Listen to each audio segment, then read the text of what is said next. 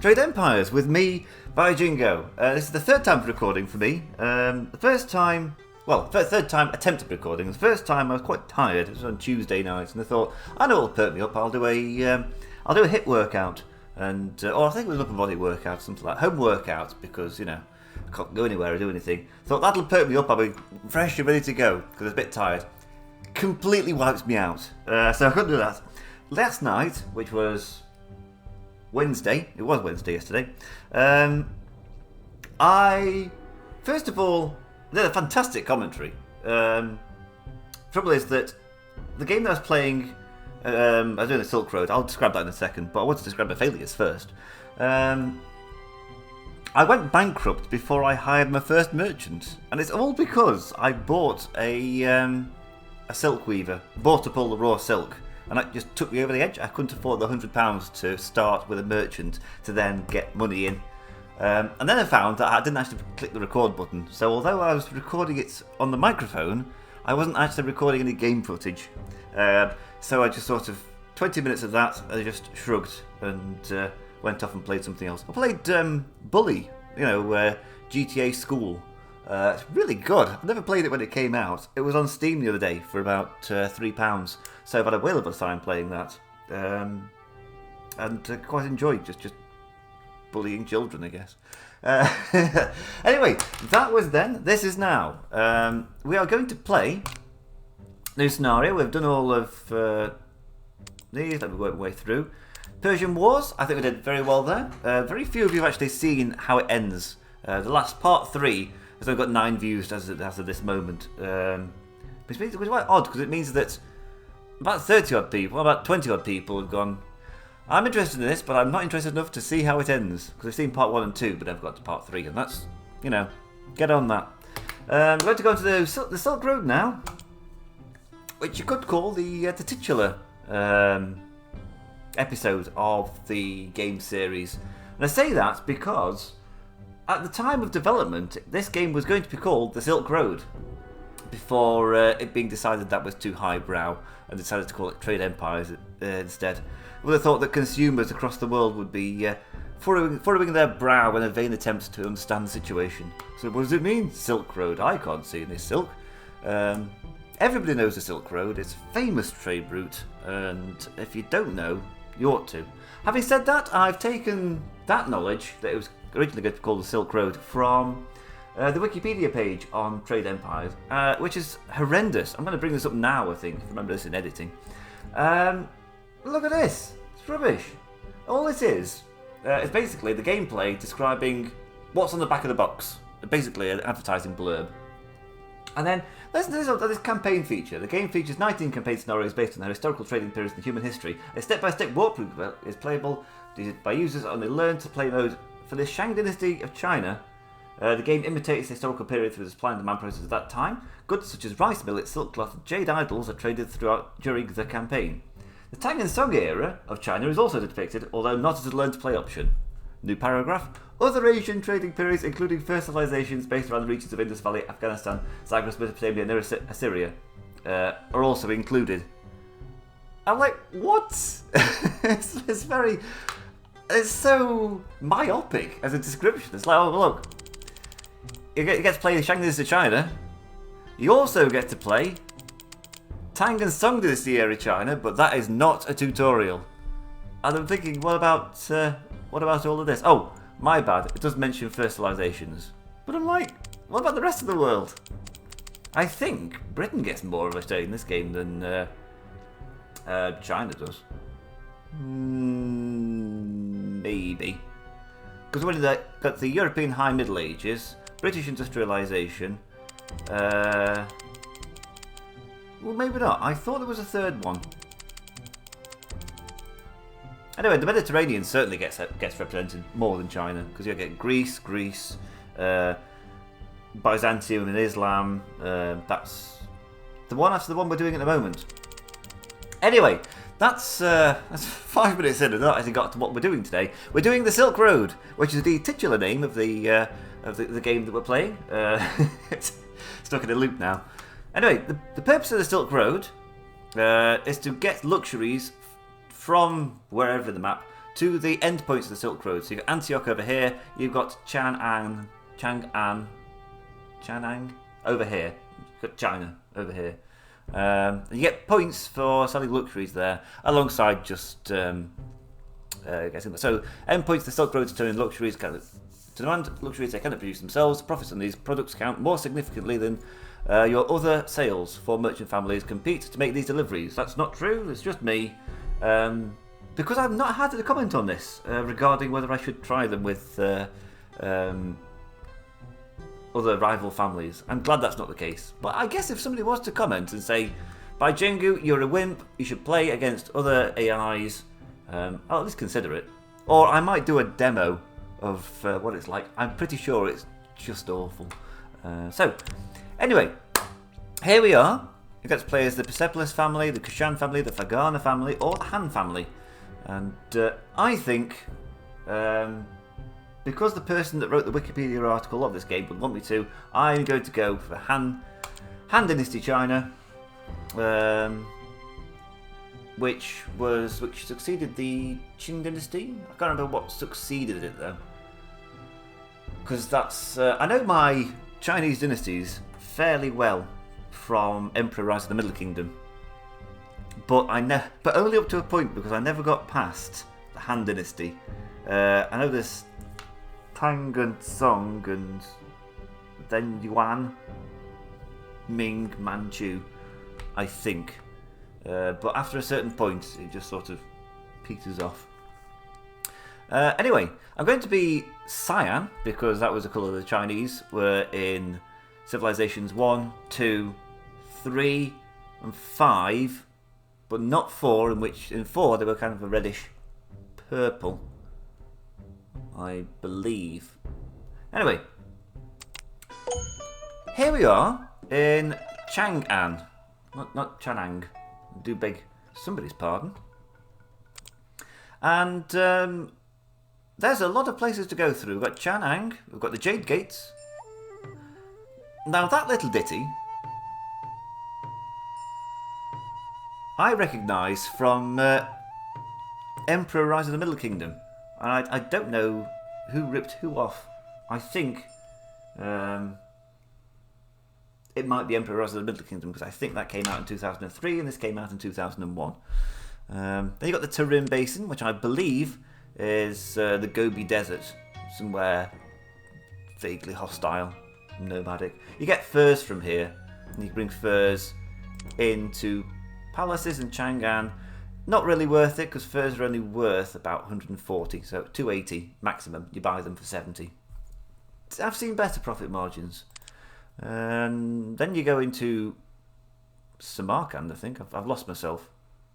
So there's Tarim Basin. There's Samarkand. It's very nice. Then you go into Parthia.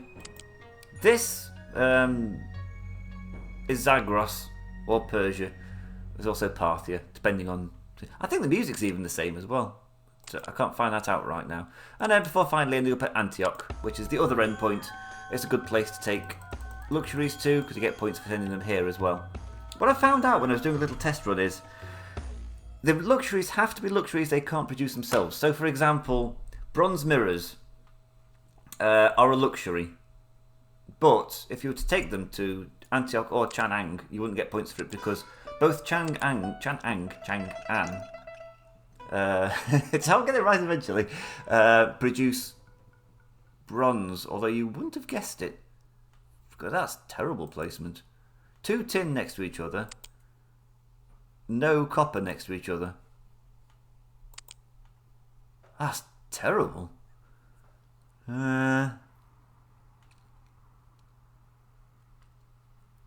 That's really bad. You can also technically build canals in this, but I've yet to find a place where it's feasible. I think a little bit in Antioch, but most of the map is just red.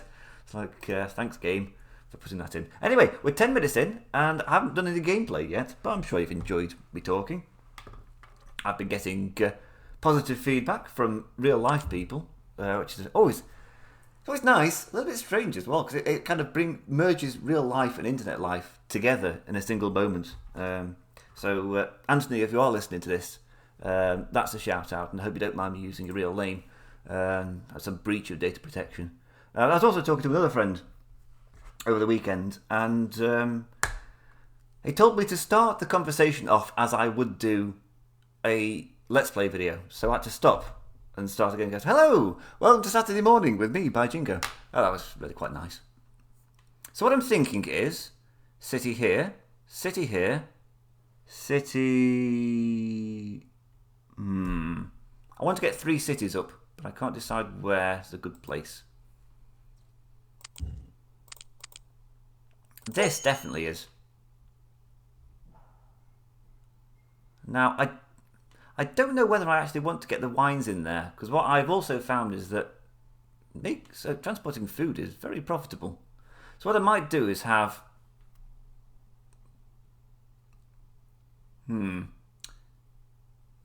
This...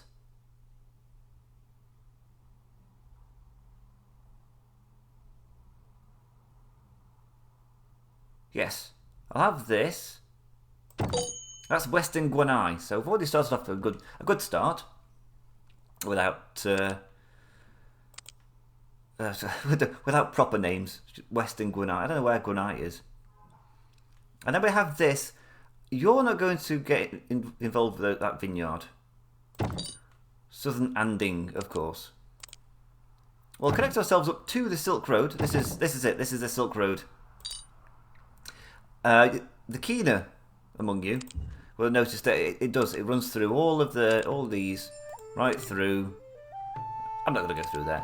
You take my word for it. And we'll set up a food route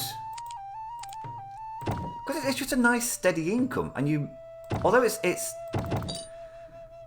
the thing is, it's useful early game because it's nice steady income to get you going. Later on in game, it's a pain because it's using one of your merchant slots that you'd rather be using to transport more valuable stuff. So we'll set it up with a food route, and somebody's just going to make a nice bit of steady income. Because I'm also quite terrified. As I say, last time I managed to go bankrupt before I even set up a first merchant, and I don't know quite how you manage that. So you've got wheat and figs. You've got figs, wine, but no wheat. So you take your wheat, you go to Western Guanai, you take your grapes, you come back again.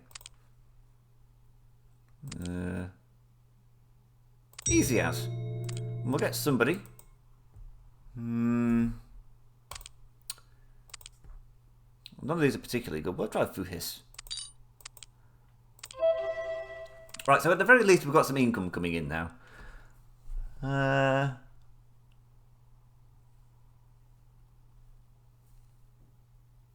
There is also a third option here.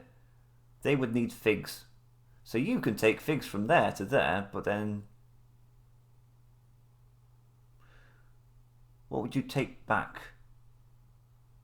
Wheat? But you're already getting wheat from Southern Landing. Oh, I don't know. I was hoping there'd be... Ooh, somewhere... Oh, I thought there was a fig orchard. It's copper.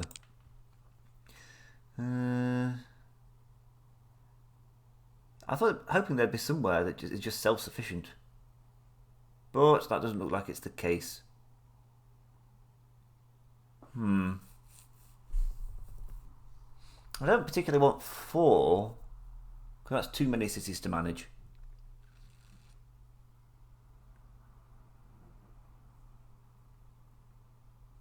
I mean, I guess I could just bring in figs from somewhere else. I'll try it.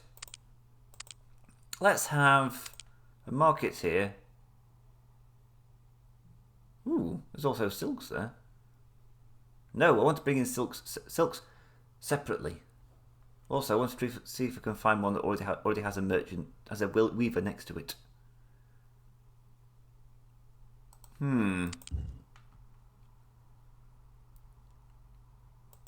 Somewhere like that. That would be very nice. Okay, well, we're inundated with silk, so it doesn't matter if we build a market here. And that ends up fundamentally being taken out of the game. Southern Gwenai. So where is Gwenai then?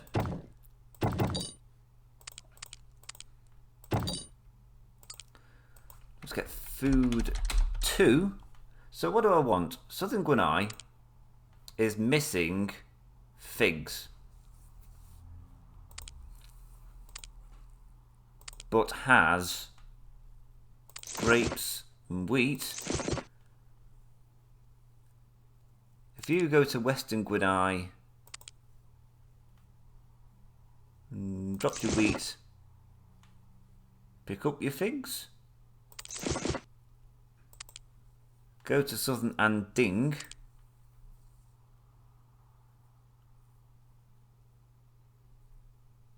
pick up some more figs, and that seems very cosy.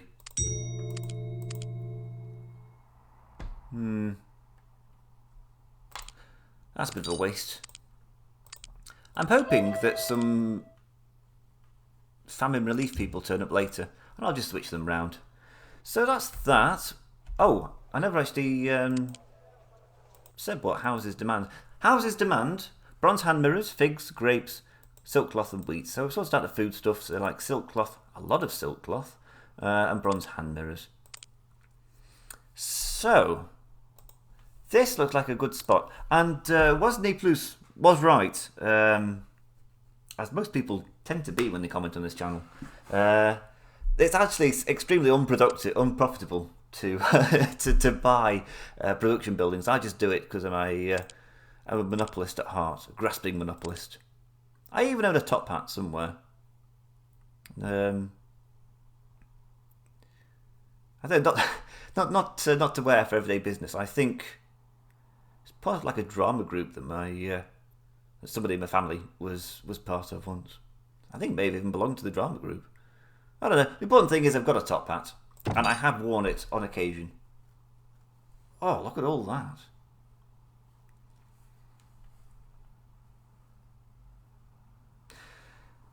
So we can do that for the time being, and then when I can afford it, set up another silk route here and actually build my own. I think that's the only time it's really worth it, is when you can build your own. It's when you have to build your own production buildings where you want them. Just buying them outright generally isn't good, because as I say, I did a test game the other night. That looks awful. Never mind. And the silk weaver just was never profitable. I said a -1,000 profit on. My point is, though, when you own the means of production, you only have to worry about the cost of the raw materials. So you can sell the silk cloth for you costs $360, for instance. So even if you sell it to base price, you still make £200 profit. Whereas if you buy it from a third party at $540, you've then got to try and rely on supply and demand to make the extra profit. I think that's how it works, because I think production buildings don't have any costs in and of themselves, no operating costs. Well, it could be wrong. Seldom am. Wait. Off and am. That's the opposite of what I wanted to say. So we'll say this is Silk 1. Because there's going to be a lot of silk, because this is the Silk Road. This is a trade empire. Northern Shandingjing. On a horse, take 3 silk cloth. 1 to Southern Anding. 1 to Western Gwenang. Gwenai, sorry. And the other one to the other Gwenai.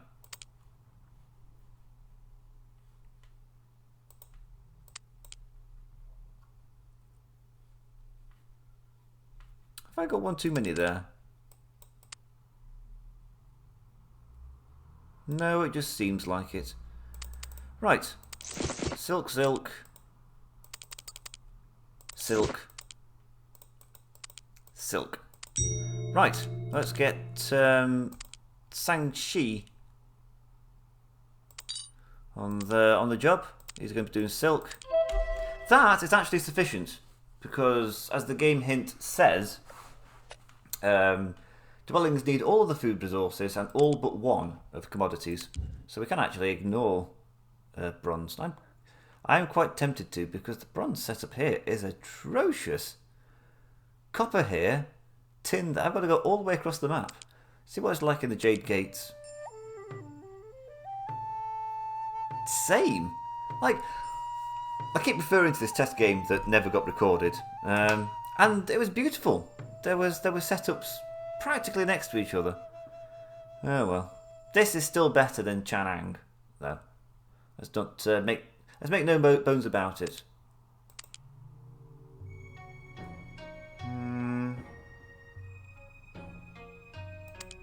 This is a nice chilled out kind of tune. Anyway, I need to keep time moving on, because one of the things I've realised is the reason that these take so bloody long is because nothing really happens.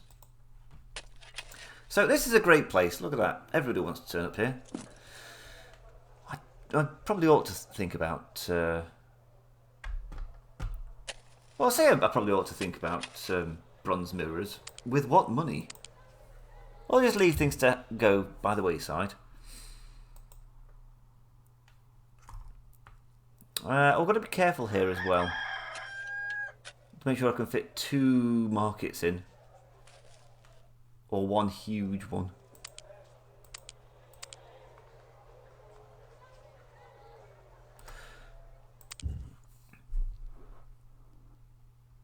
Because of course what you want to have is 2 copper mines for every tin mine, but that's just not the case. There's no... there's these 2, but they're a world away. And you can't really use this river, which is really nice. Really nice. Having the river going through the mountains like that, that's quite picturesque. I don't. If you just ignore how the pixels stretch there, just, yeah, give it because it's some slack. It's 2 decades old. So I'm waiting for something. They've got this. They want for nothing apart from bronze hand mirrors, which I would be inclined to bring in from Jade Gates. It's just easier. At least there's a feasible way. I can just sort of go here, smelt here. You do have to cross here, and it's not risk-free. Quite dangerous, actually. I mean, there's also copper up here, but my God, it's just tin up to there, down to there. Oh, looks like I've got to start thinking about bronze hand mirrors already. Well, I'm happy to ignore it because nobody else seems to be particularly fussed. What's Shendong doing? Trying to sell grapes. And not making much of a profit on them.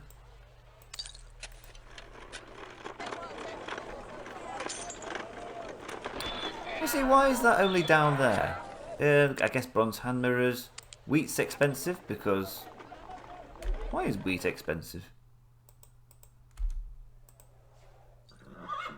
Oh, because Fu His hasn't come back from selling grapes yet.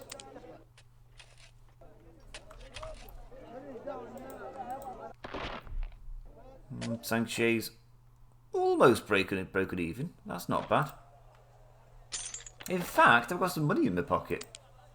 I don't know how, but I don't know how to spend it. Oh, this is really frustrating. If I set up a smelting operation here, it's going to be so slow because I've been waiting on copper for ages. What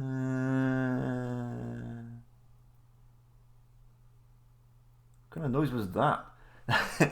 Is that my thinking noise?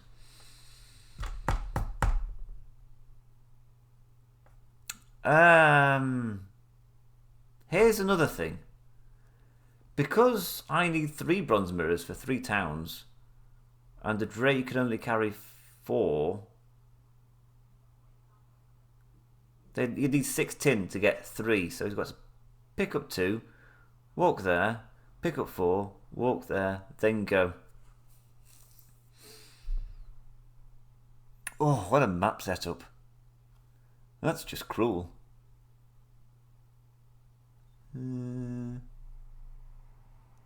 you could go from here. Just go to the Jade Gates. Just smelt it here. That probably wouldn't be worth it. You'd be getting constant pop-ups of bandit attacks. Having said that, defeating bandits is quite profitable. Assuming you win. It's a good idea to pause the game while you're planning a strategy. So the game is like giving me a hint there. It's like you're taking a long time, you're not doing anything.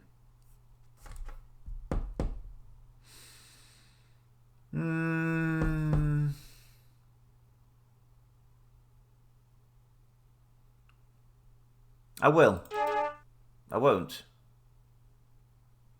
I shan't.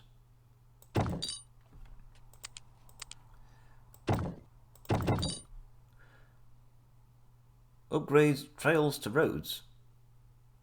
What trails? I'm not spending 573 coins on that as well. Not at this stage in the game. I could do that later when I'm feeling flush with cash and success.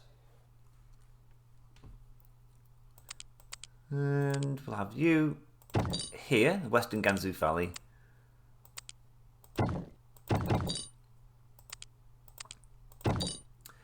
Because there's also palaces demand bronze mirrors, and quite a lot of bronze mirrors, so there is money to be made there. What I'm not going to do though is feed this at all. It's an absolute nightmare trying to operate a production building in the realm of a demand building. Because you say, you draw your plan, you say, oh, we have 4 tin, go over here, come back with 4 bronze mirrors or whatever. And while he's waiting for it to be produced, the palace will buy one, and it'll ruin your trade setup. I don't know why I keep on giving tips for this game. I mean, who's going to play it and make use of them? I understand I'm in a privileged position here, being one of the few people that can actually play this game, that own this game and are able to play it. It's like a double whammy. So that's all my money spent. Let's watch some merchants. We'll be alright when... Is it Fuhis comes back? No, it's Saint Shay.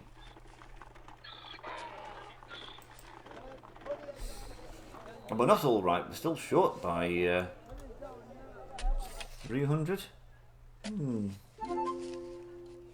don't know actually. And what's important is this needs to get spent. Come on people, buy some silk. You know you want to. Come on, you're robbing me blind here. It's good for town growth, sure. But, ooh, there we go. Town growth is something you worry about when you're financially secure. So go back to the Jade Gates. Now we can afford a bronzesmith. Lovely. Call this mirrors. China.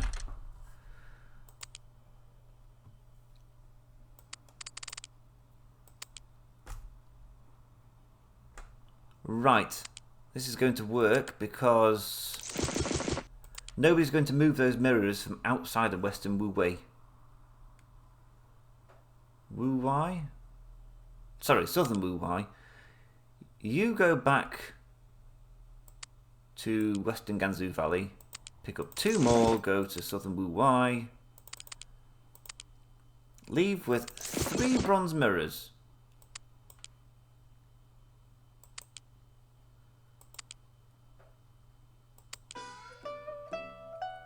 I don't have to write down the name of these 3 towns, but the game will give me a hint because they'll be the only places that have a population next to them. So say Southern Anding. Oh, there's quite a demand for bronze mirrors. Western Guinai, and the other one.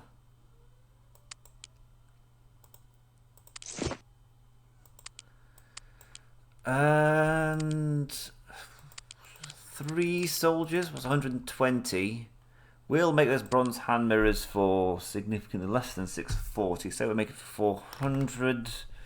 Sell for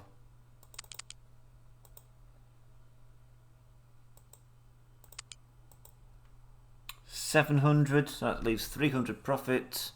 Spend 120. Whatever, I'm paying for them anyway. Now, Lotsu might be alright. I mean, there's no military weapons yet. As opposed to other kind of weapons. It's a bit tautologous. Let's go Mirrors China. Right. So that's all these demands met. Now I'm thinking palaces. Going to build markets next to this palace, and this palace. I believe there's 2 palaces in the Jade Gates. And then you can do China luxury routes. And then when you've done China luxury routes, you can then start expanding your luxury routes further afield. Until next thing you know, you're sending golden lapis rings to Antioch. Well, there we go. Now that I've set up the bronze hand mirrors route, the scarcity's ended. So, thanks for that, game. I'm also slightly in debt, so we'll just wait it out, I guess. I mean, look at the loss. I would have taken that loss on. Which is fine in the long term, because it means the merchants are more profitable. Or I guess the cost is just spread out somewhere for a bit of creative accounting. But early game, that's a killer, that is. You're 2,300 down. That delays when you can build.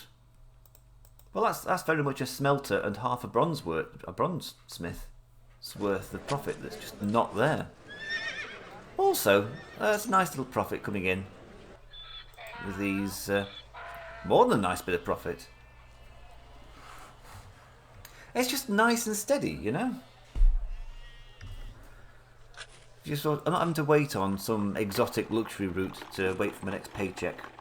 Having said that, I'm still teetering on the verge of solvency. My God, I'm not teetering on the edge there. I've fallen into it. Presumably, somebody somewhere is buying the raw materials for mirrors. I just know. Let's put it up to speed too, because nothing's happening until this chap gets back. Oh, he's probably had to pay for the troops as well, hasn't he? Oh, tell a lie. Something's happening. I think it's because Sang-Che, Sang-Che has come back from selling silks, because these people, there's a reasonable market at these places now. I think, does Sang-Che have marketeering? So what happens is he turns up to a market and the blue line there just jumps up a small amount. There you go. Really useful, and I didn't notice exactly what marketeering did until, again, last night. So we're learning the game together here. It says with like 10 videos of this under his belt. If I've not learned now, I never will. Wow! I'm just not hitting the city names here. This is where the palace is. Surely where the palace is where Chang'an is. And this is Chang'an proper, that the region's named after. I couldn't tell you much about the Han Dynasty, apart from it was described as being the first emperor of the Han Dynasty had a long and glorious reign. I remember listening to it at a Radio 4 show called In Our Time. Is it In Our Time? I can't remember, but they did one on Han Dynasty China, or at least, no, it was about 3 kingdoms China and how it all came together and unified under the Han, I think. Under the Qin, then the Han. And he described it as being, it's where Melvin Bragg and 3 boffins talk about a subject. It's a really good It's a really good format, actually. I quite liked it. Yeah, one of the boffins there described the Han Emperor as being like a Chinese Middle Ages version of Queen Victoria, whose reign was long and glorious. And ooh, whew. Oh, come on, game. That's a bit rough. 4-step mode at Nomads this early on. I'm glad I didn't skimp on security, and I'm kind of looking at boosting that a little bit.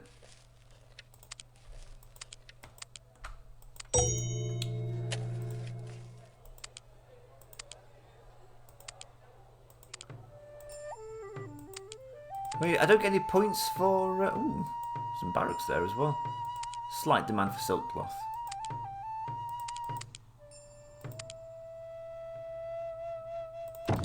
Chengye finally got a actual city placement.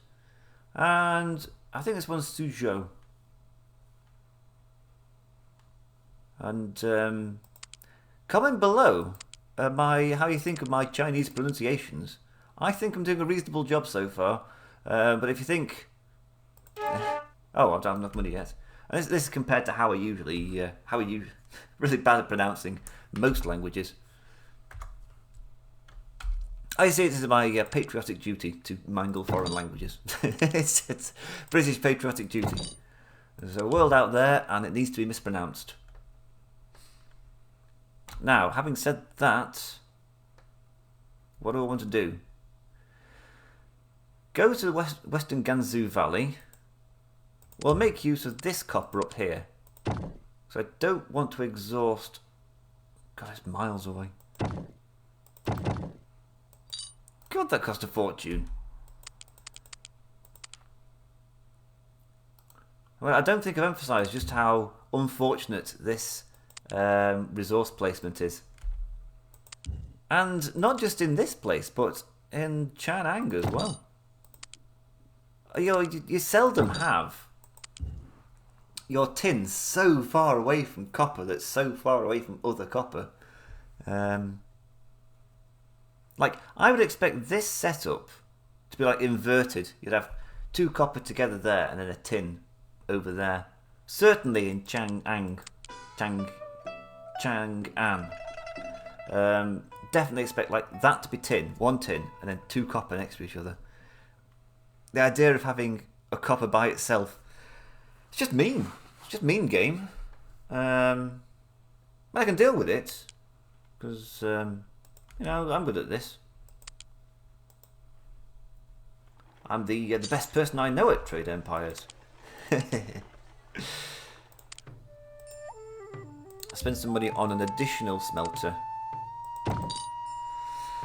And an additional bronze smith. Because there's going to be a lot of walking around otherwise. And I'm not a fan of walking around. Well, I am a fan of walking around. It's what I've done for the last year and a bit. But walking around when there's profit to be done is something entirely different.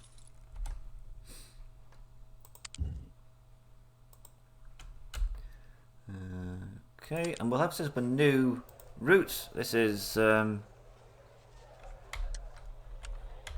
Mirrors China Lux Palace. Probably Mirrors China Palace 1. That's just too many words. Western Gansu Valley. There, and then whatever that other one's called. Scroll, scroll, scroll, scroll, scroll. Eastern Zhejiang. Then back to Western Gansu Valley. This time pick up another 4. Also slow the game down. Look at that tin ore built up. See, this is what I mean. It's just not right having 2 tin mines next to each other. Hey, right. So there's 4 there. We'll send 1 to Zhejiang. Suzhou. Changye.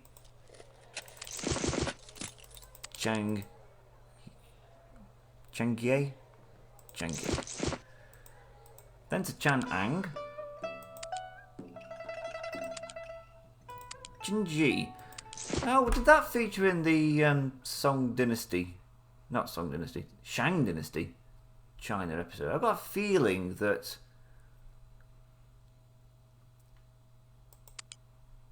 No, because Shang Dynasty China takes place here. Oh no, it's there. It's this bit here. Because that little bit there where... Oh, where's that? I've conquered it enough times. Mine's gone blank. But that little bit that's across the Sea of China from Beijing. That features a little bit in Shang Dynasty China. And hey! Price gouging, please. I've got a feeling that you're going to gouge some prices when those towns grow. Anyway, I'm getting distracted. Let's focus. So finish up at Western Chang'an. Probably worth... Actually...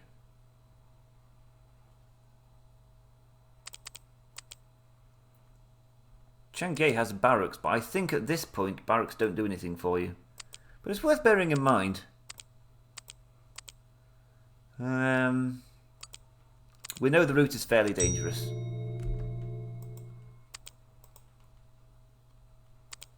Yeah, there's a quiet profit to be made there. And that's all I ask. Ah, here we go. So we've got famine relief. So we'll hire Shi Huangti.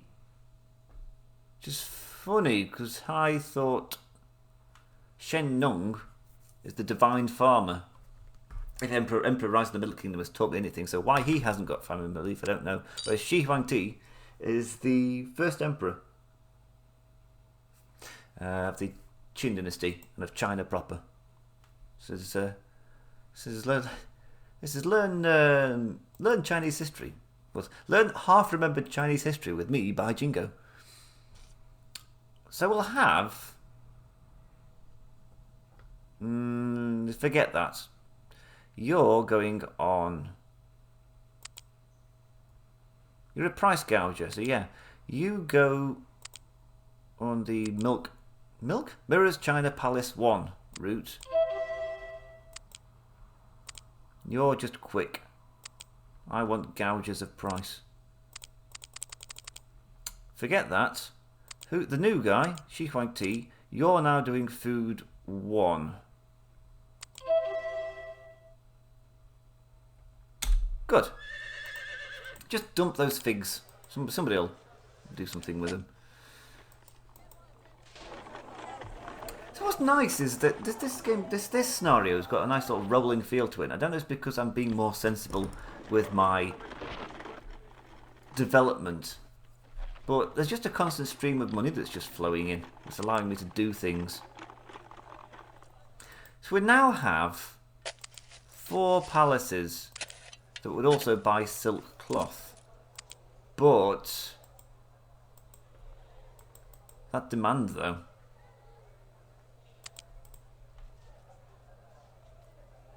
So I'm not quite sure how the gold coins relate to it, because I've got a feeling that it's pretty obvious that price affects demand.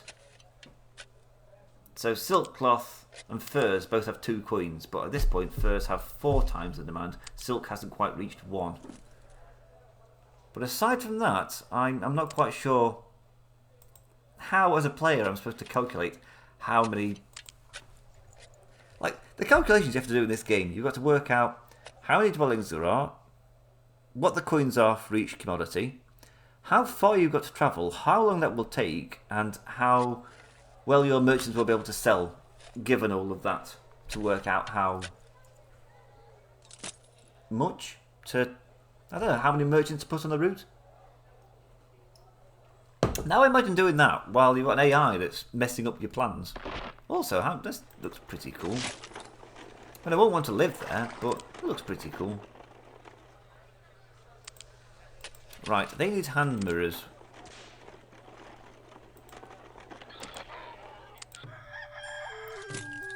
We're all waiting on you. mean, that's the one thing, the one downside of not owning the business.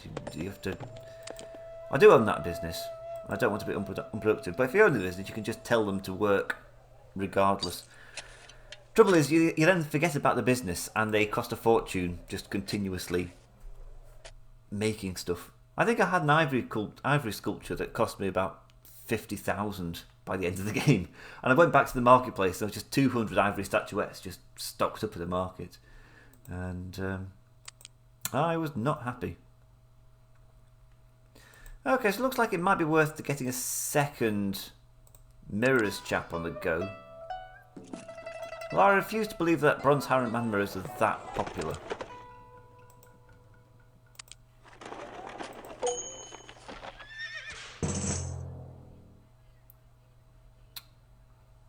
Get lost.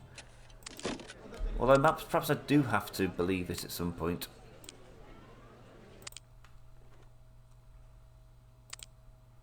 We'll get you on. We'll get a second merchant on the Mirrors China route. This is unconscionable. To have two merchants working a single commodity for just paupers when there's so many luxuries. I mean, later on, I probably can upgrade the route so it uses ox carts as opposed to drays. And that should do something to ease the burden. I'm looking forward to this. That's 1,000 coming in. Not quite sure what he bought them for. I'm sure I could find out. Oh, that's nice. Well, I may have panicked there. People aren't moving out as much as I thought they would do.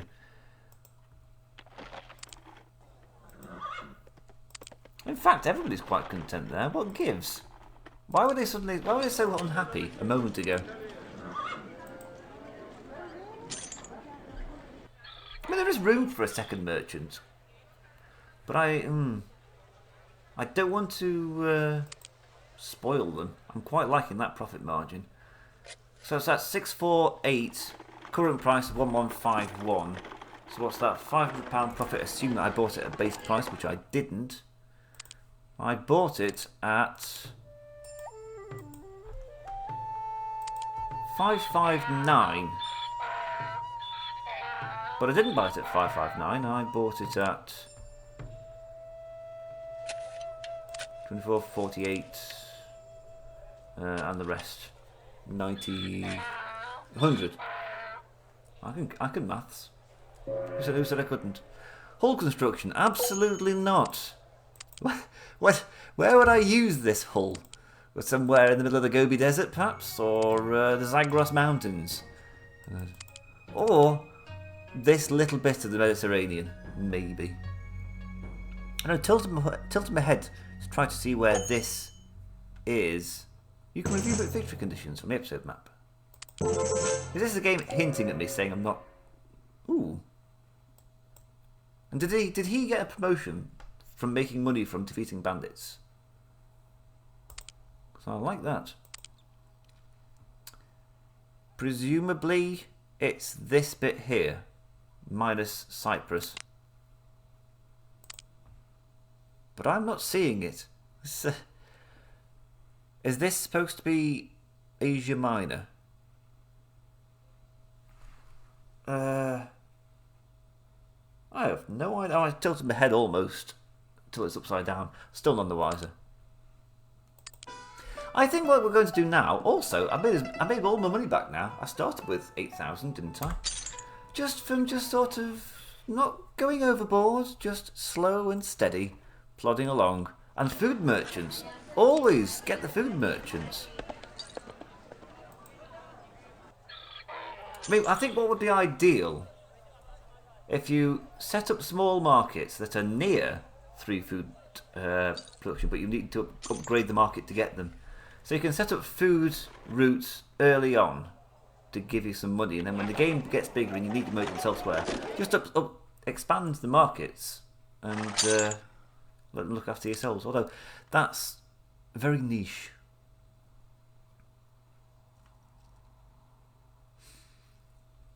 Okay. All I'm doing now is waiting.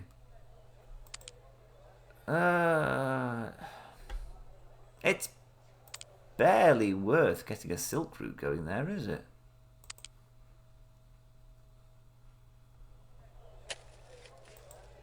Look at that, they're still not made a profit. They're being good sports about it, though.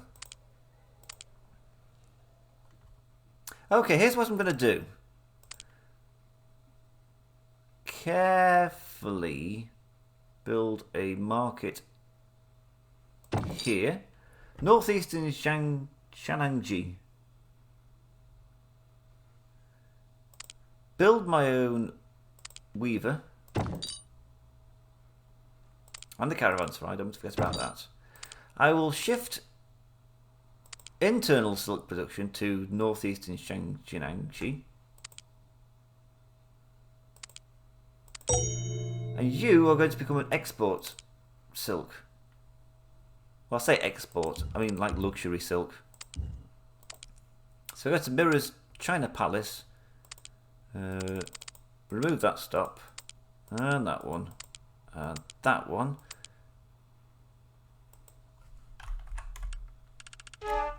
Call that Silk China Palace.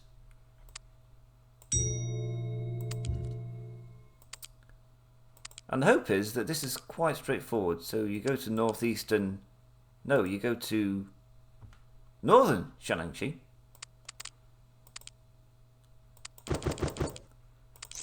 For silk.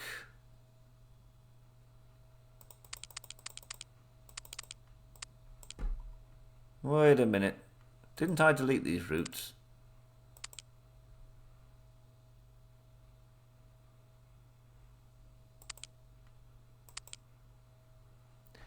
Phew.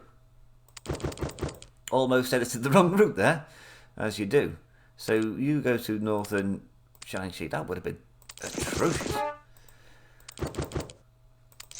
That's why I sometimes think it'd be better if I did some streaming rather than uploading to YouTube, because at least then I have like a chat window down at the bottom here, and people will be able to tell me when I'm making mistakes. But then I'd also have to deal with a live chat that was, well, just being a chat, I guess. I've seen Twitch chats. Never on Twitch. I just watch people that people like DDR Jake that do their Twitch stream and then upload it to YouTube, where I then watch it, because I don't do streams. I watch videos where I want to watch them. This is Also, the problem is I'm usually working or otherwise engaged when stuff like that's happening.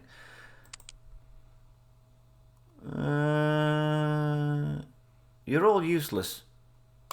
Sumashen. Still useless. What? Zhang Jian? Is he his brother or something? Or is it Chi apostrophe Yen and Qian?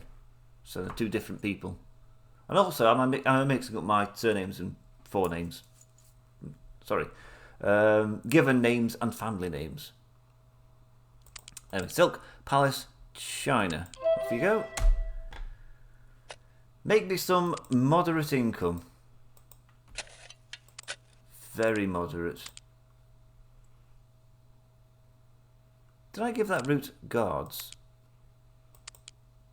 No, the other one. Yeah. Honest reputation, because no point having persuasion because you don't leave the boundaries of Chanang.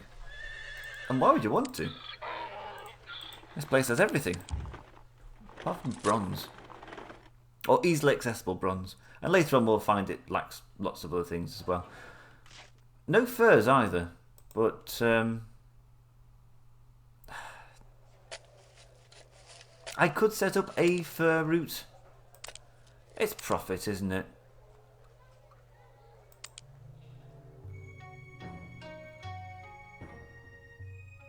No, I'm not doing it. And I'll tell you for why, because I know the next thing that's going to turn up is brass lamps.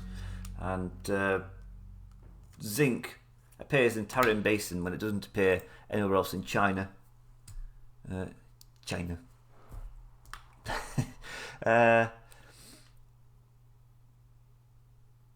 and maybe there's an off chance. That's not words. Outside chance. That's the one. I might get some zinc, copper, furs here, and this would be delightful. So I'm holding out hope that that's going to happen. There's like a 1 in many thousands chance. It is, but I'm feeling lucky because it happened last time. And again, last time I was able to set up a bronze industry in Chang'an with little fuss. Also, come on people, buy your silk.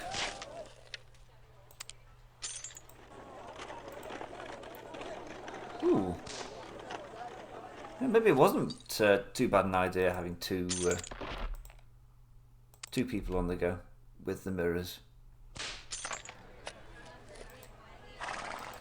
Well, I keep thinking I'm doing well, but the money's fluctuating without me doing anything. I don't quite like that. I feel a bit out of control. It's like I was playing Victoria 2, the Paradox game that is like the forgotten Paradox game. Because I really like Victoria 1. The problem with Victoria 2 is you don't know quite what to do. It's a tricky time period because you've only got 100 years in which to do something, and you can't really declare wars. And Paradox games, it's a Paradox game. Between Europa Universalis and Hearts of Iron is Victoria, and it's set up in such a way that the economy kind of manages itself. So there are times, particularly if you've got like a laissez-faire government in that's elected, and you only have like you can only tweak around things. So you can encourage things to happen there. You can promote other people here. You can encourage people to vote a certain way. But you as a player don't feel like you're doing a great deal. Ooh, famine in Parthia. I care. Now listen to that music there. That is that's just Persia music. That is. That's Persia, Zagros Mountains. Nothing changes. There's 2 palaces here. I think each region has 2 palaces, apart from Tarim Basin, which only has 1. Because it's empty. It's just desert. Fairly sure the Gobi Desert, isn't it? Tarim Basin.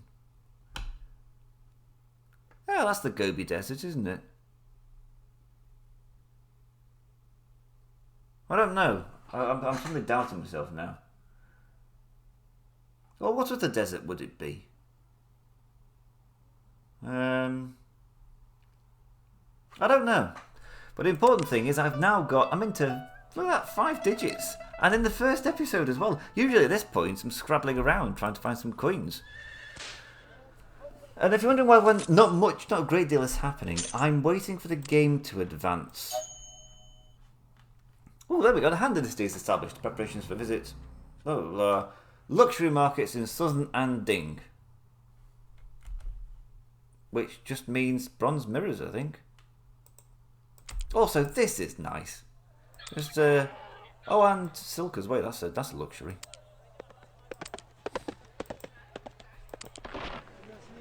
See, if I was sensible, thinking ahead, I'd go to Antioch now. Well, I've got a bit of money in my pocket.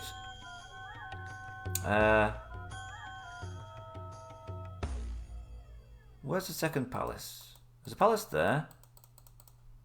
And a palace there. Oh, yeah, they're next to each other. That's nice.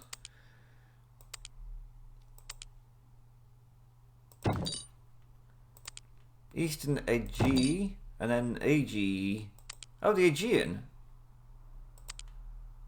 Oh, so that's not the Aegean. I don't know. I'm lost. So somebody has got to fill me in on where exactly this is, because I'm just not seeing it. Like I like my maps, and I'm able to recognise the coast of, like, I guess you could call the Middle East coast. You know, where Antioch is, where Israel is, where Phoenicia is. And if this is supposed to be represented here, I'm not seeing it. I mean, what's this? What's this thing here? Let's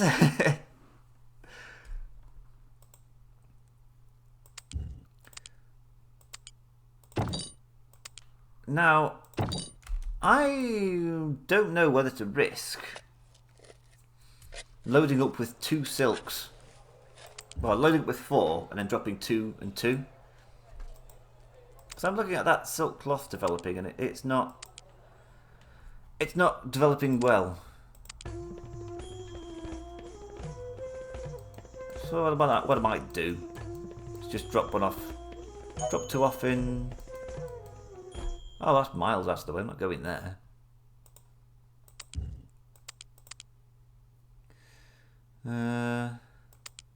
Yeah, drop 1 off in Parthia. Ecbatana. I've heard of that. I should do. Probably built it in the last episode.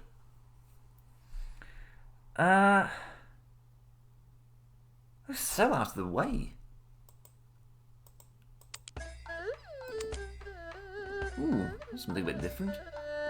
Whereas Samarkand's been very obliging. They've got 2 palaces actually on the Silk Road itself. Merv. Okay, so new route. Silk Palace, Antioch. So I'm wondering, are these dwellings here? Yeah, it's the same but across the game. So there's people in the west, peasants that are demanding silk, and demanding it quite a lot. So I guess in Antioch, these people want silk. I don't know what makes them think they're going to get it.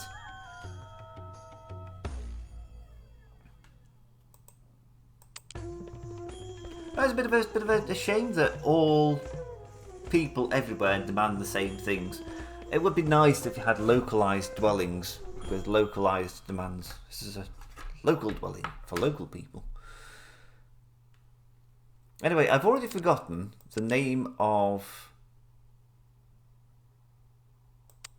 the city that's supposed to be making all the silk. So go to northern Shaanxi. Or do I want to go to the Jade Gates instead?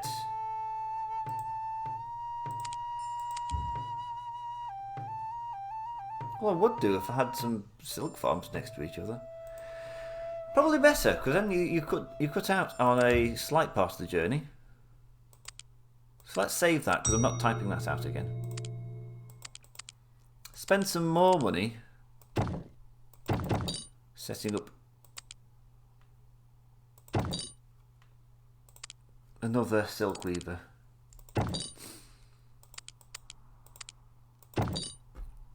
Good. Right. Silk Palace, Antioch. Go to Western.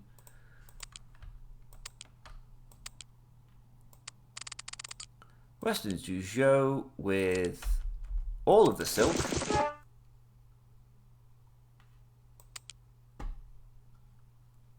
Here's the thing, it's set up in such a way that I can actually sell all of the silk before I even get to Antioch.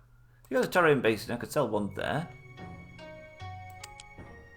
Samarkand, I can sell 1 there. 3. 4. It's gone. 5, if I felt so inclined. I will build a road to it later, but it's just not in. It's not on the way. I'm sorry. So you go to Merv. Oh, the list is going to get incredibly long because everywhere's connected by land. And everywhere's connected by the Silk Road as well. It's going to be a long list. You go to Ecbatana. Then go to Antioch. There's AGE and Eastern AGE.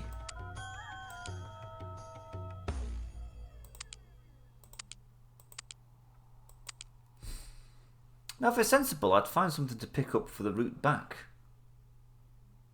Like bronze mirrors, perhaps. Ooh. Now that's sensible thinking. That's very sensible thinking. I like that. No. So, here's what I'm thinking. Sell silks along the way.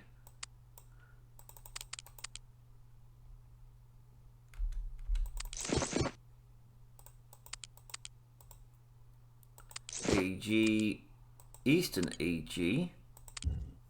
What would make it better is if the tin mines were over here. Although that's not bad. So you do the route, then you go there, pick up the mirrors, sell them back here, and then do a return journey. And for the love of God, get some troops on there. Because the troops, they cost $40, or £40 or 40 queens, regardless of how long the route is. So I may as well get my money's worth for the troops that I paid for as well.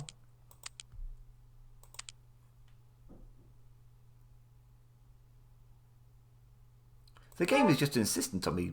Oh, it's just spending more than I want to on markets. There's a barracks there as well. Although by that point it's a bit late because I've already walked across the entirety of the Silk Road.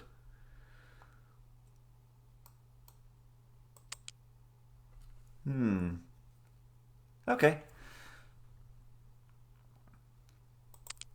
So we'll have a smelter here and a bronzesmith here.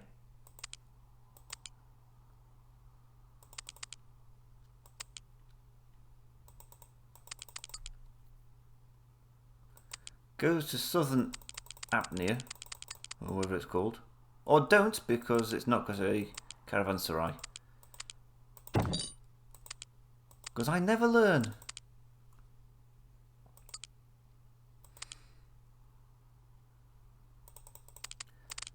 The Eastern Algae, then go to Southern Apnea.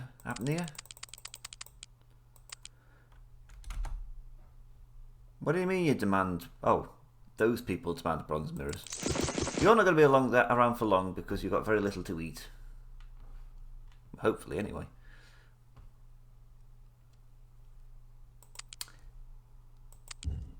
I mean, it would be better, like I say, if they didn't have to double back on themselves.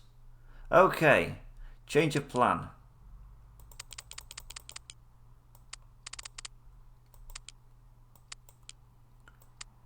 Go to Merv. Before you get to Algae, go to Southern Apnea.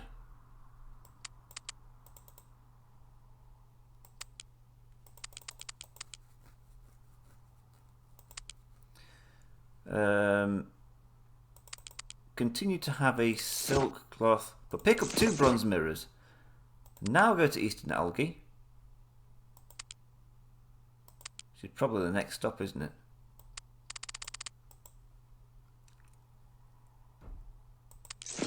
You get that and that, then go to regular Algae, carrying nothing.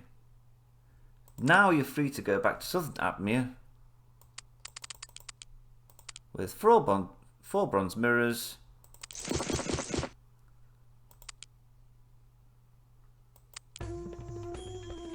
Go to Parthia, Ecbatana, because you're going that way anyway.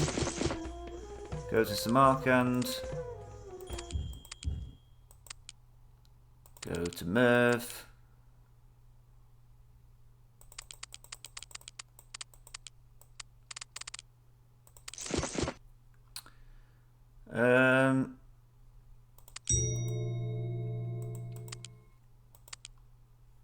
Ooh, you can use the river here. I don't know what you can use the river for, but it exists. Like, really don't know what you can do with it. You can't go anywhere long distance, and it's not next to any particular production areas. Although if you started in the Samarkand region, you could use it to carry all that copper to Nowhere. Nowhere. Hey, well, that's not what I'm getting distracted here because I'm getting excited by the prospect. We'll have a trading post because I'm feeling cheap.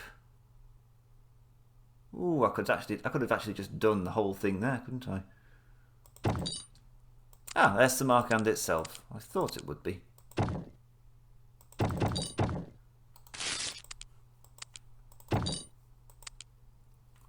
I go to the Tarim Basin.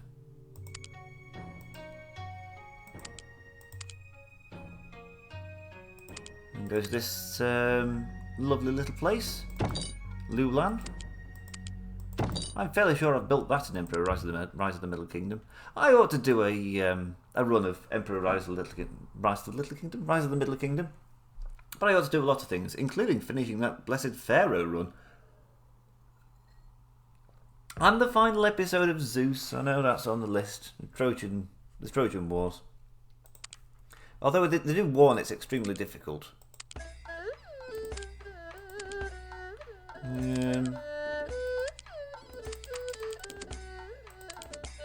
Go to Merv, right, go to Samarkand,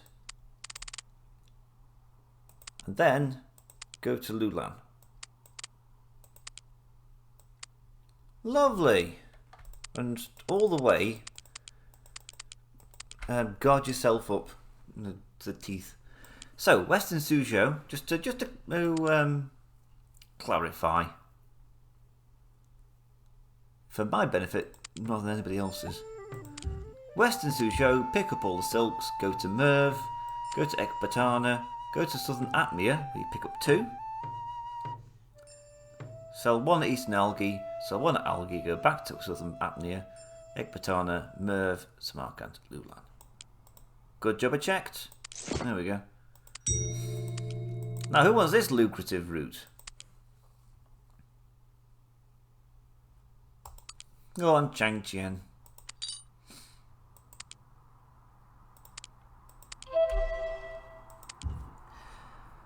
Because you may as well do something for the entirety of the journey, because it's a long journey. I mean, as the game goes on and there's more products, you could probably do it so that you travel down the Silk Road and on every stage of it, there's like a trade to do. So you pick up brass lamps in Tarim Basin and then you'd drop them off in Samarkand, but then you'd pick up something else, like, I don't know, idols, and then you carry on and you trade something and you trade something else. I think that's how this is supposed to go. Because otherwise you're wasting a lot of merchant time by just being empty. There's still a famine in Parthia and I still don't care. So well. I'd care if I was a family base there, but as of not. Food too? Well, it sounds like you ought to do some famine relief. Also, what is this lack of demand for silk? Fortunately, I think it's a marketeer. Oh, it's all coming together in Western Guinai. And another thing, I'm noticing that bronze hand mirrors, while they've gone down in price, they're not cheap. And this pleases me mightily. Now, where's that phrase from? I'll tell you where that phrase is from. It's from Civilization 2. And you have the... Civilization 2 had one of the best things. They had like an advisor council. And it was just... And there were videos of actors. And they'd say the lines. And you click on the button to hear from the military advisor. And they'd say... And that he's the one that would say something along the lines of... our might is unsurpassed. And this... pleases me mightily. Ha ha ha ha ha. And in every age, and they changed costumes as you went through the ages. And in every age, the entertainment advisor, or the attitude advisor, was a Elvis impersonator. Brilliant. I cannot lift the people's spirits alone, Your Majesty. Assist me with some people with luxuries, and keep people's hearts content. I don't mean to be stepping your blue suit shoes, sir, but a lamb without luxuries is like a hound dog without a bone. It's not happy. Oh dear. And they'd argue with each other as well. That's really wonderful. So you had like the trade advisor would want to build marketplaces, and the military advisor would want to build city walls. They'd be like, build city walls for the defense of our empire. And then the trade advisor would go, would that we could wall up your gaping mouth, Platehead. Fantastic. As you can tell, it's made an indelible impression on me, because years later, like decades later, I'm still able to, almost verbatim, recite the lines. Ah, happy days. Anyway, we discovered zinc. As is for his excellency to decide, Visigoth. But that's my favourite one. Would that we could wall up your gaping mouth. I might use that one. That's good. Brass smelting. That's not zinc, that's silk. So Tarim Basin. Yes. Of sorts. Oh, that's true. Like you'd said something to me. I need to go around to all these smelters now before they buy all of the copper to tell them not to buy the copper. Because zinc needs a lot of brass. No, zinc needs a lot of copper to create a small amount of brass. Oh, you've already bought it.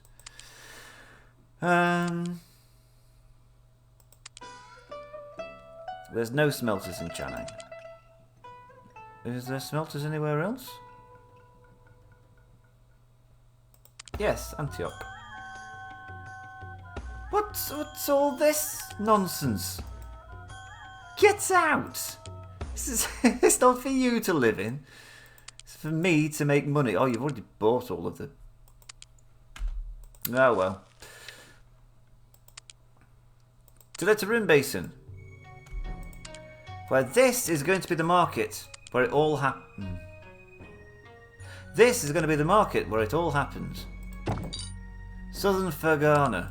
I think Fergana is the name of the family name for this region. Now there's two zincs together there, but again, zinc isn't particularly important. What's important is trying to get some copper together, but there's no copper here. Well, it doesn't feel like it. There's 5 mines, and they are all separate from each other. That's fine. So I take the caravanserai. Another smelter. Don't want you to buy anything for bronze. I want you to buy things for brass. And then I think it's another bronze smith. Who, when the time comes, will make brass lamps, but I've not discovered that yet. So although we've got brass smelting, we've not got brass working. Also, those camps have suddenly come back to life. So I'm thinking, now that I've set this up, I will have a route that just delivers furs from here. So if we say mirrors China Palace, no, Silk China Palace, but instead of going from northern Xinjiang, go to southern Fergana.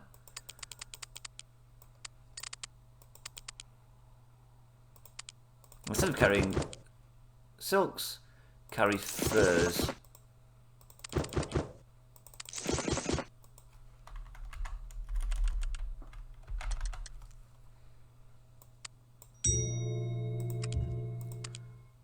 Fur China Palace.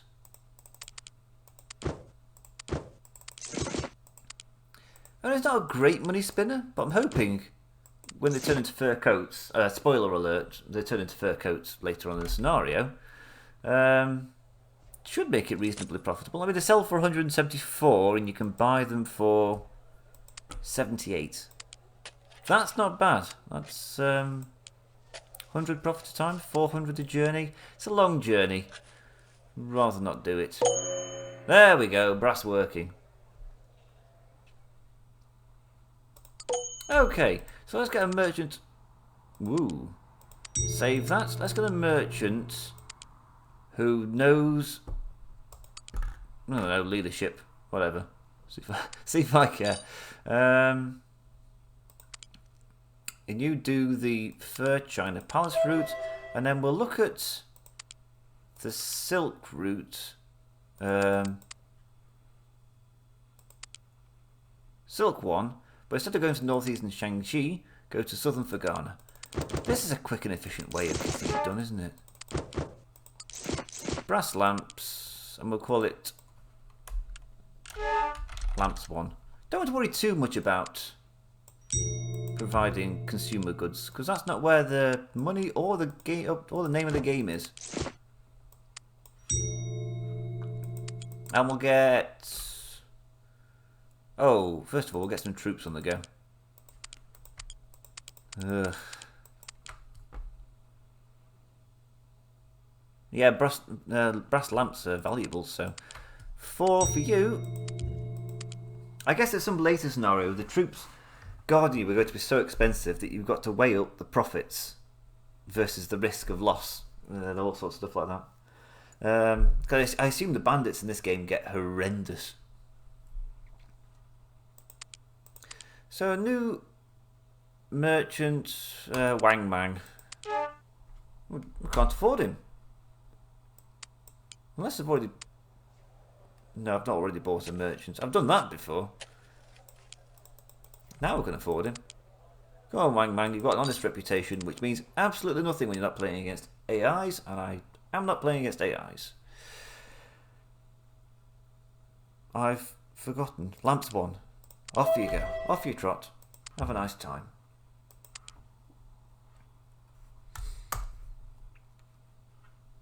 Okay. I think we've got some good progress going on. You're just steadily...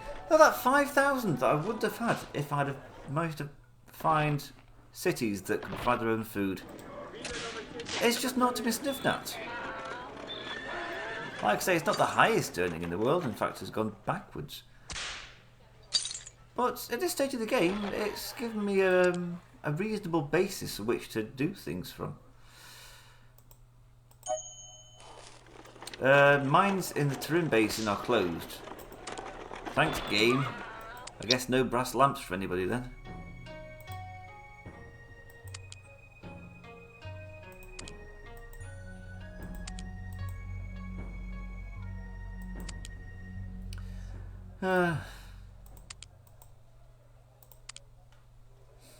No brass lamps for anybody.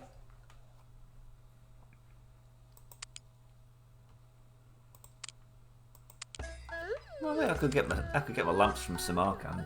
But if you think I'm travelling 2 regions to provide a consumer goods for the plebs, you got another thing coming.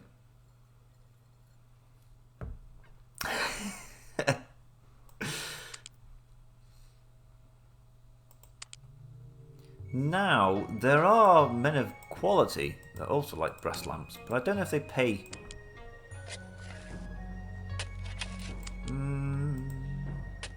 The answer is yes, they do. Mirror's China Palace. Oh, how's the original Silk Road chap doing? Silk Palace, Antioch.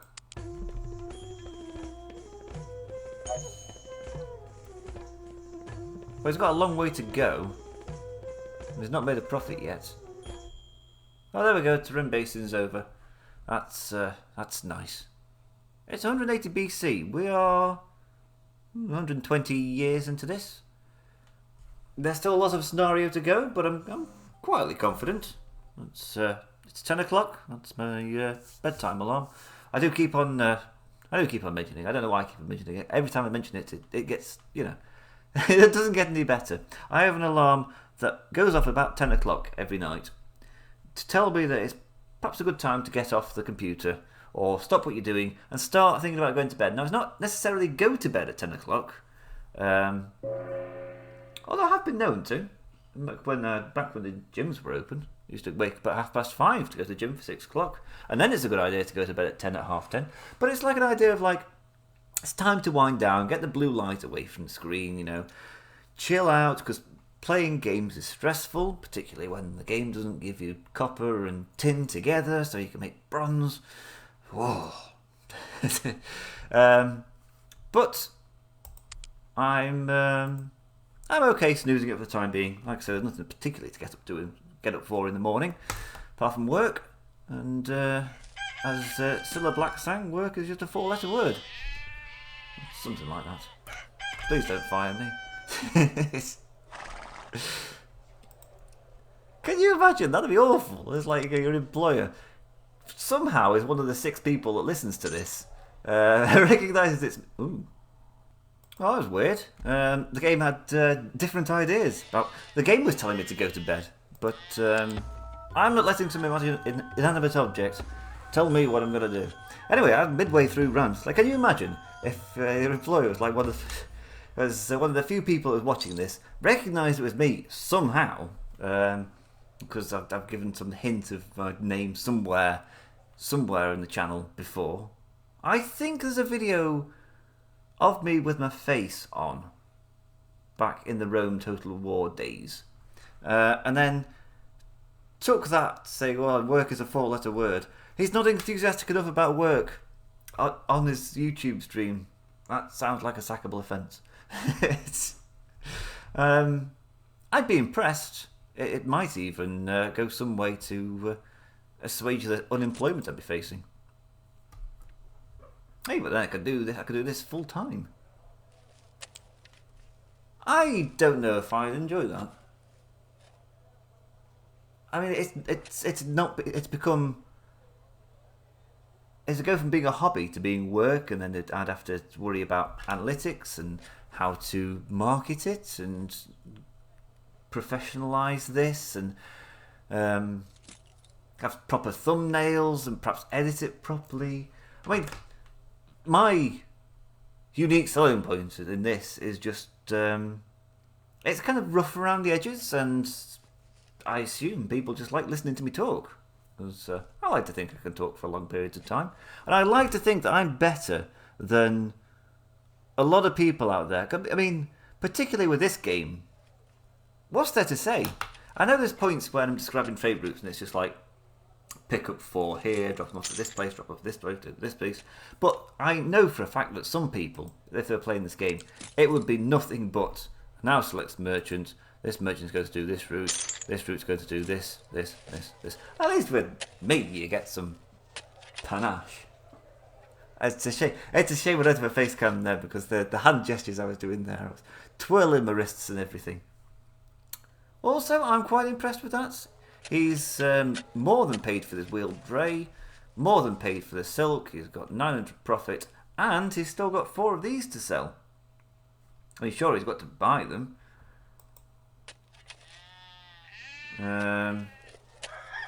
Buy them for a good price. Sell them for a good price as well. There's like 650 profit on those, and he's got 4 of those to sell. Oh, that's lovely. So why aren't I rich yet? I'm kind of nervous now in case the game sort of minimised on me but didn't crash. What I'm going to do, I'm going to save it now. And you are all going to watch me do it as I misspell let's into lest. Let's play Silk Road. Give me a chance to look at all the other things. Yep, that's the sneaking. That's the little sneaky game that I can't press the button because the time's in the way. Just a second.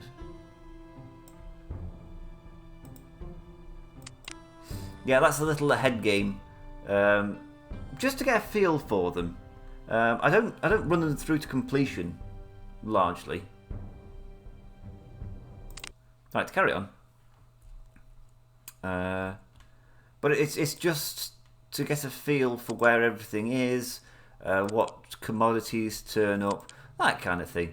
Because I've got a feeling that if I did this as a blind run, there would be just a bit too much thinking for it to be entertaining to watch. I mean, it's a bold claim to suggest it's entertaining to watch at the minute. But, you know, I might be so bold. Right, these people like brass lamps. But not enough to actually buy them yet. How's the brass lamp merchant doing? He's got the lamps! Doesn't do that again. It's a good sound.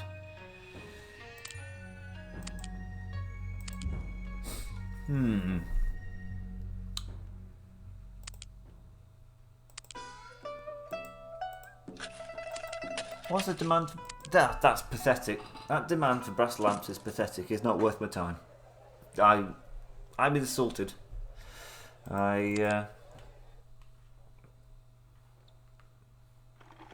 What is the point? Sometimes it's better just to appeal to the plebs, evidently.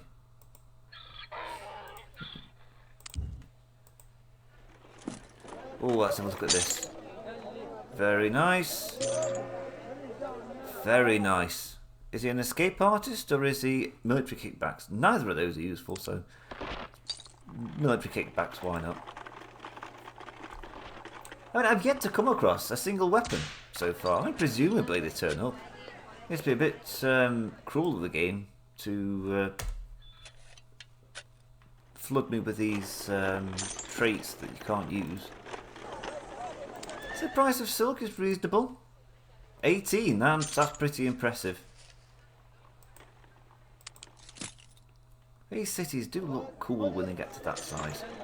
I might break with tradition and just... No, I can't... yeah, put a demand building in there, like a barracks. But then again, it would... A barracks would actually make it harder for it to grow into a big city because it would be eating into demand, right? Raising prices on food and stuff. Silk China Palace. You probably need marketeering because silk doesn't sign. Oh, there we go. A new commodity, cinnamon, is demanded by the following structures: academy, palace, temple.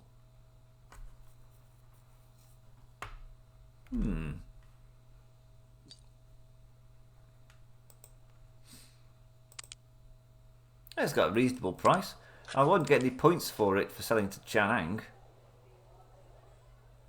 There you go, special 2986. That's just from selling furs, I believe. Oh no, and selling some silks to Antioch. But if I sold cinnamon to Chanang, it wouldn't get anything because it's produced. I could sell some to Antioch, but it's a long way to go to sell something so cheap. Well, Parthia's not got any. Samarkand, Tarim Basin, none.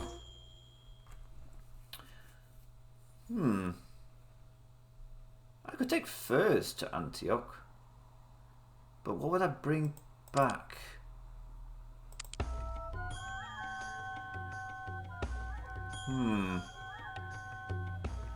I could bring back brass lamps, but I like the way I'm saying brass every time. Ooh. That's the second chapter's doing the mirrors route. Not bad. I like selling twice as much for a third less. So I'm winning either way. But I am having to use up a merchant, which I'd rather not do.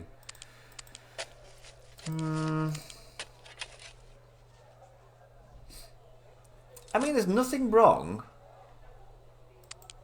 with taking cinnamon and again coming back with bronze mirrors.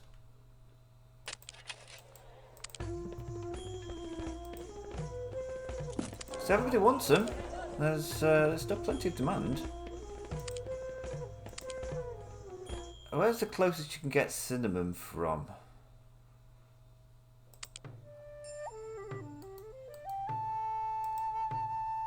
Good.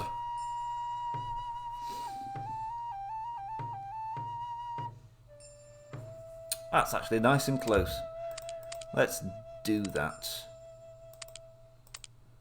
I don't want to put too much effort into it. Dunhuang. Because like I say, it's not worth a great deal. But I'll put a merchant on the case. Yes! It's that time again. I've got to go through all of these routes and upgrade them. So here we go. That's food. Food 2. I mean, what's not to like about this is quality content. This is what you tune in to watch. Lamps. I've only just started that route. I'm even upgrading the ones we've got horses on because I've got a feeling that wheeled drays are slightly faster than horses. And if not, well, at least I'm being consistent. They're both medium, but there's medium, nodding head, and there's medium, shaking head.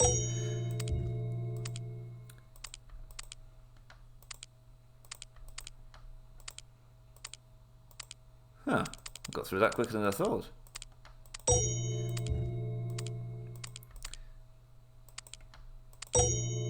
Well, the game was taunting me there, saying that I couldn't. Oh, you can put. That's a good one to have wheel trays on, just to speed things up. It's like, oh, you can build ships at that particular port. And you're like, why would I want to? So Antioch, cinnamon. Basically, do the same thing, but go from Dunhuang.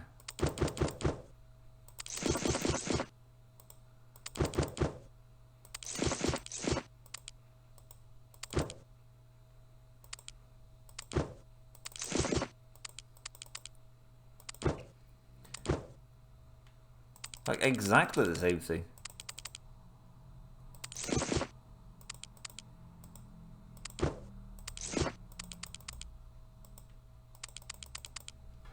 It's a shame you can't pick something up from Samarkand because you are coming back to Tarim Basin empty. Although perhaps I'm asking a bit too much. Right. Let's get an escape artist on the job. And off you go. Well, it's not much, but it's a little something. And because I'm selling luxuries to Antioch where they couldn't ordinarily produce it, I will get points. I mean, it's not a lot. After all that, I'm a head teamster, of all things. Ugh. Barbarian invasion at the Jade Gates. Shattered heirlooms must be replaced. Ooh.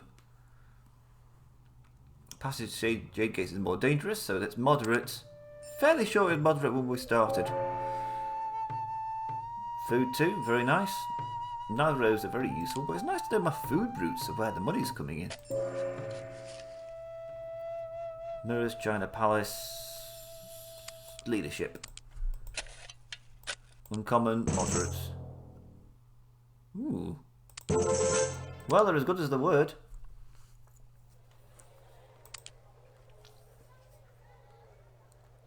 Can I do anything to make my routes more efficient? I don't think I can.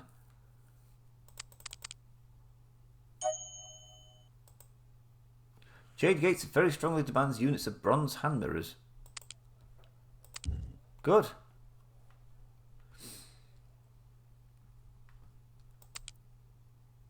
Right, I don't know what else comes up in terms of consumer demands. I think rice, no, wine does.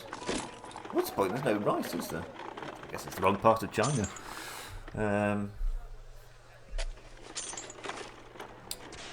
What was I going to say? There's wine and cloth. Although whether that gets dyed, I don't know. Ooh. Crikey, it didn't take you long to get attacked. Crossing from Jade Gates to Tarim Basin. They're as good as the word.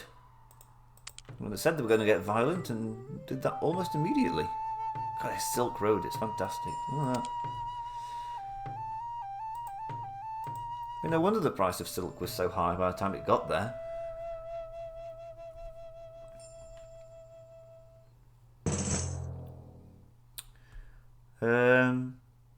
different. From Tarim Basin to Samarkand. Oh, with all my silks. Whew. Hands off. I was just about to sell them. In fact, should we go and watch it happen while we wait for something somewhere?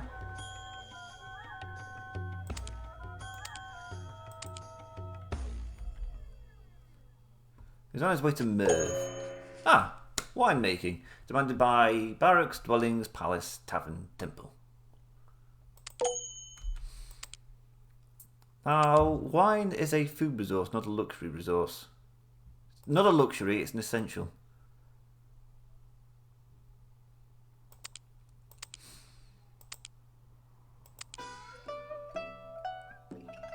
Now, we've got plenty of vineyards here.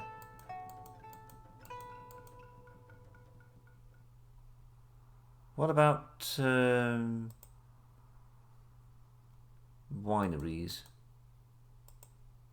Oh, I don't know if I actually want that there. I best buy it just to make sure. And turn it off. Because there's already too much demand on those grapes. Now that's monopolistic. Like, buying something out just to shut it down. That's what I'm all about. The wine is actually going to come from Guanai, and you'll be pleased about that. Build my own winery where I want one. I love having some money to play around with this in this game.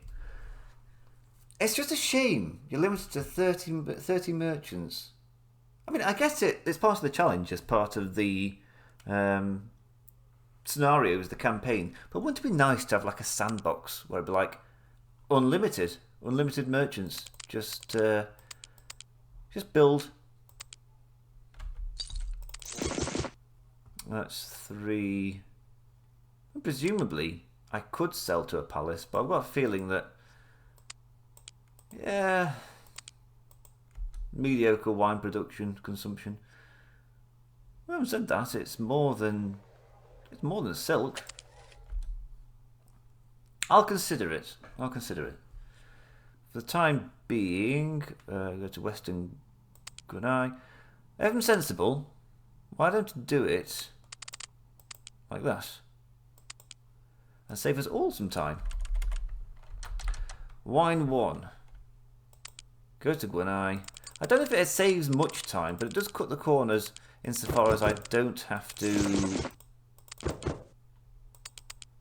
select the markets.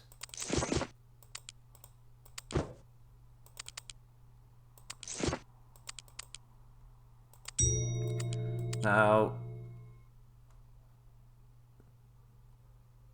again, no famine relief people.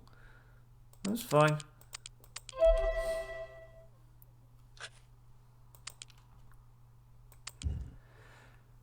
But if I can sell wine to these palaces, no reason why I shouldn't. And you are struggling to sell silk.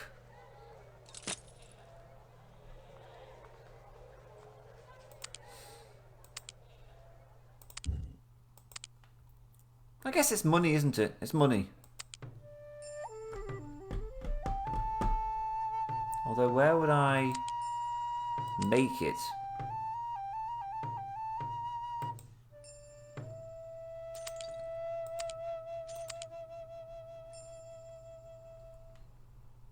It's a shame we can't build a market in the middle of the river. Ah, forget it. It's a waste of my time. What's all this? Population 19, fairly impressive. Trying to sell bronze hand mirrors, grapes, probably silks as well. Well, these people want for nothing. Although lamps are a little bit expensive. Oh, that extra mirrors route is costing me money now. Oh, Silk Palace, Antioch. It's a shame I couldn't give him something decent, like animal husbandry. That would be ideal on a route like that. Where is he? Where is that chap? I mean, he hasn't even finished his route yet.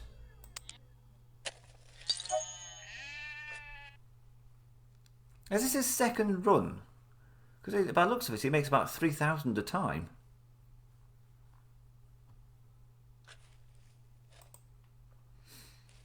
They like the silk, they like their bronze hand mirrors. It's lovely. Horsemanship, I'll buy it. Just why not? I've got the money. This is novel. I don't usually have the money to hand this stage in the game. It's weird. Hands off me cinnamon. Where's he going? A band of Arabs while crossing from Parthia to Antioch by way of Zagros. Oh, so he's coming in, following on from Changqian. I just hope there's the bronze mirrors for him. No, there isn't.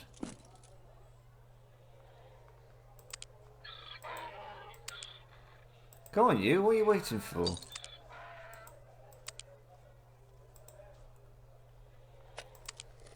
These people are waiting for the mirrors. Actually, I don't think they are. They're not satiated, but actually not even close to being satiated.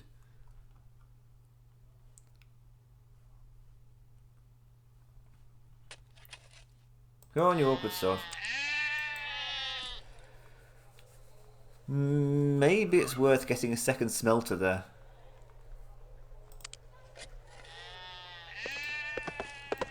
Although I've tried that before, and what usually happens is just the price of copper goes up.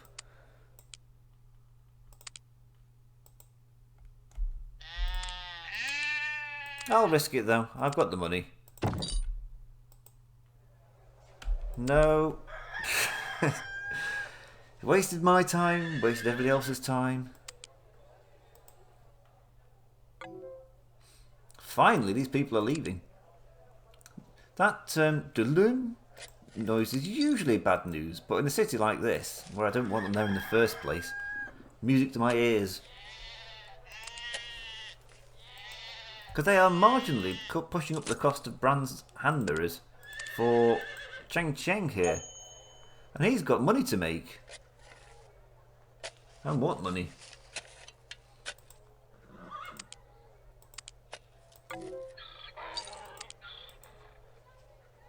There we go. Still needs 2 more. Come on, people, you're letting the side down.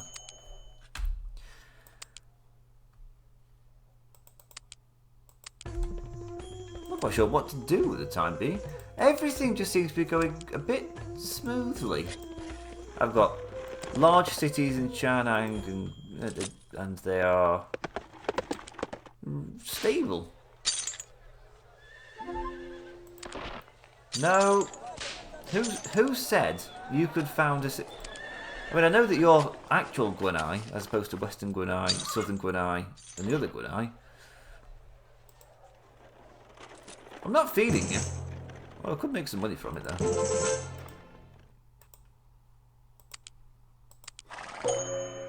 Here we go. Cotton cultivation. This, I think, is the last plebeian good we have to worry about for the time being. Demanded by Arsenal Barracks, Castle, Dwelling, Fortress, Palace. Oh yeah, Dwelling. I know I've missed something there. I may have to dedicate 2 merchants to it, because these people do like their cotton. And you have to go all the way to the Tarim Basin to get it.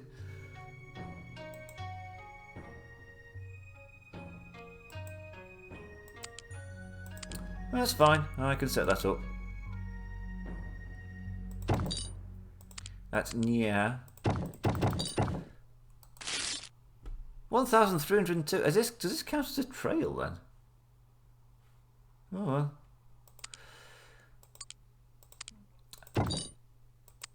Maybe presumably because it's like twice as much as it is in Jade Gates, and there's twice as much of Silk Road. It's more of a Silk Ring Road.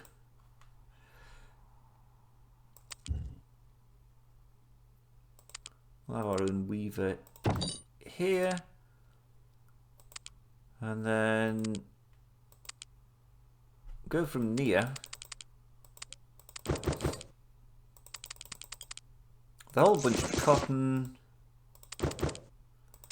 cotton. Cotton. That's easy. Oh, rats. I knew I'd forgotten to do something. Cloth. You know, as soon as I said, oh, this is easy.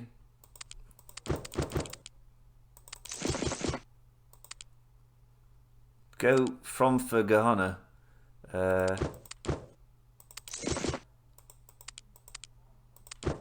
Fortunately, I don't think the merchant on Lamps one had got the orders yet, so... Who is on Lamps one? Yeah, he's blissfully unaware that there'll be any changes in the first place. Busy walking across the Jade Gates as he is. I don't know anything about the Jade Gates. It's news to me. I mean, I don't know if it's a region or it's just like a monument there, like a mountain pass that shimmers green, so it's called the Jade Gates. I don't know. I'm happy to profess my ignorance, which is probably something I ought to do more often. Certainly help with a lot. I mean, he's just making... I wonder if he's... Who's the biggest earner? Mirrors, China, Palace, so far. Closely followed by Food 2. Silk 1. So if we're all like galloping across the Silk Road, selling it domestically is still the best bet. Oh, look at that cotton cloth is already going places. Now, do I have anybody in... Did I get anybody in the cloth route? No, I managed to distract myself somehow. So double check that they've all got protection. And off you go. Still waiting for weapons to turn up. I really don't want to invest in 2 people on that route, but until we get ox carts, I'm going to have to.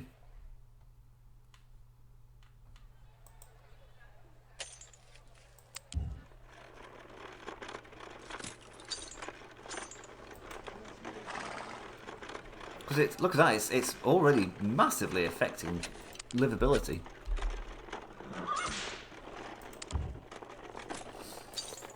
Now, I'm looking at the budget there, and I can't tell if we're actually getting better or if time is just progressing. We've got 55,000, which is very good for this early on in the scenario. But it seems to have been there for a while.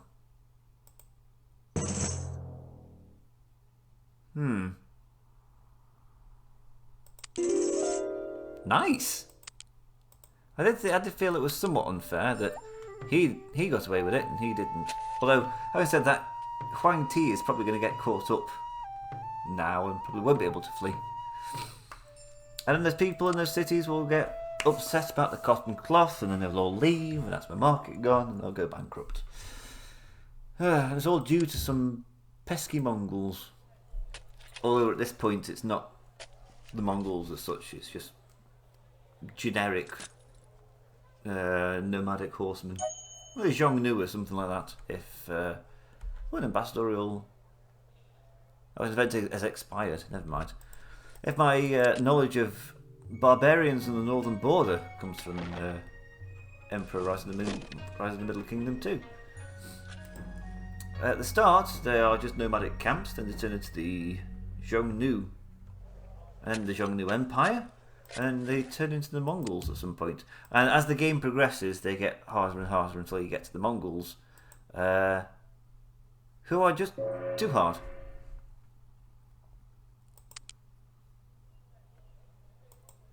As indeed they were. What are you waiting for? Waiting for it to become profitable.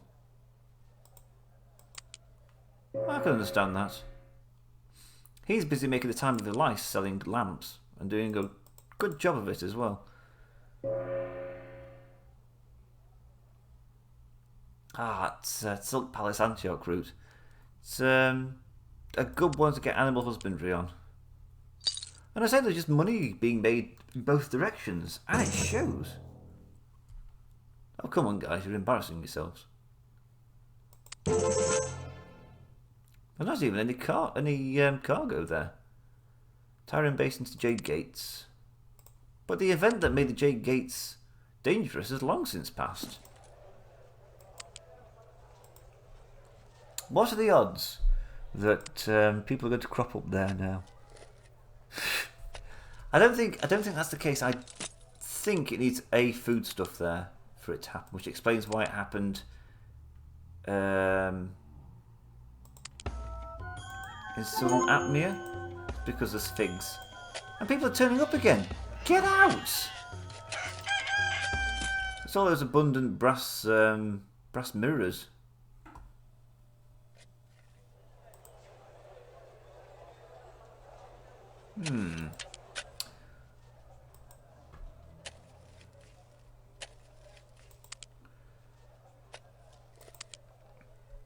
I'm concerned about. I'm getting through my merchants. They're already costing me 1,600, and that's usually a sign that you're at the halfway point. 1, 2, 3, 4, 5, 6, 7. Very nice. There's your cinnamon. It's making some money on cinnamon. Although most of that money probably came from the bronze mirrors. Let's be honest. 8, 9, 10, 11, 12, 13, 14. Yeah, halfway through. Where is this cinnamon chap?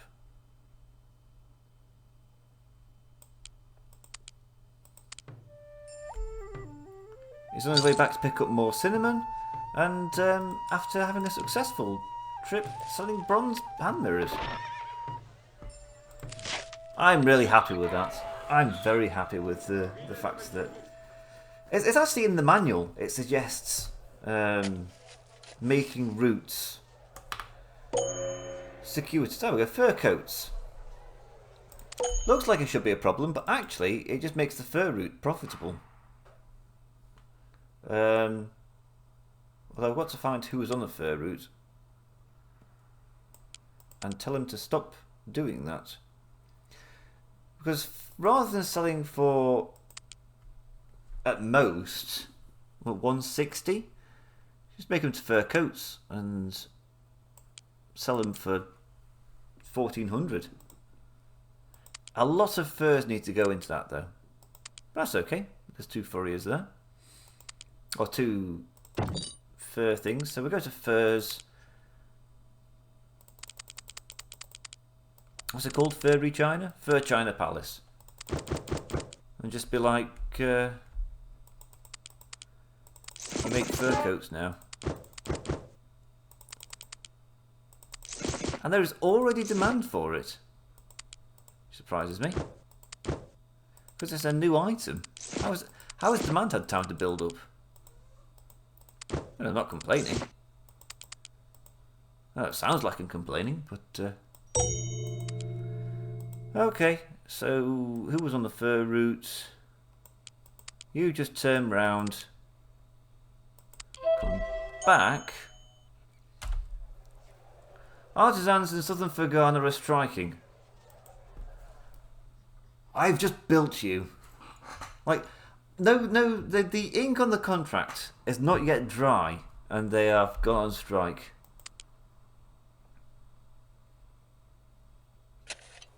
It's pretty big as well. Fine. Now, I'm not going to set up a fur route simply to spite the strikers, although it's not a bad idea. We're going to do a... Can I get away with a 3rd bronze mirrors on the way back? I feel like I'm kind of pushing my luck a little bit there.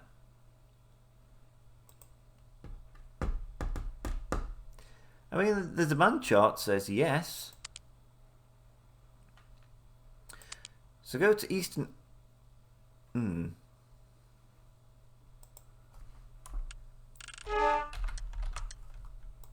don't do that again. Let's get a furrier there. How do you like them apples? Oh, I've already got a bloody furrier.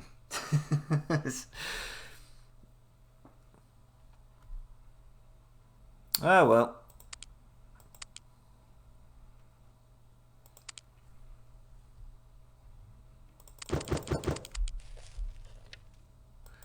Go to Eastern Aksu with the fur coats. All that's going to happen is that furs are going to be really expensive there now.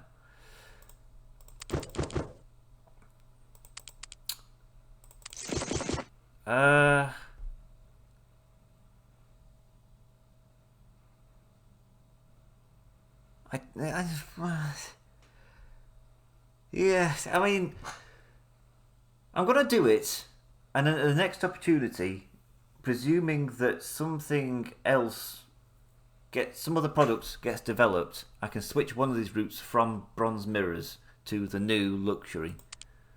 But in the meantime, just keep selling the bronze mirrors and hope nobody notices.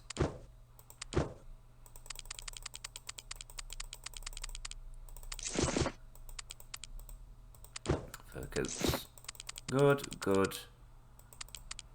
Good. Right, who wants to do that route? Also, has everybody got protection? Yes. Kung Fu Tse leadership. Makes sense, it's probably going to get in a lot of fights.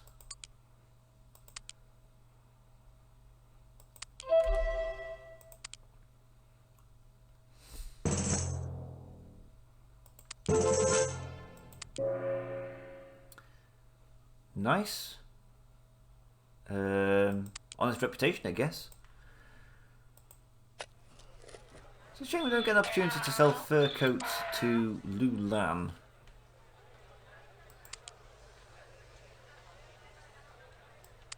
I don't think. Or do you?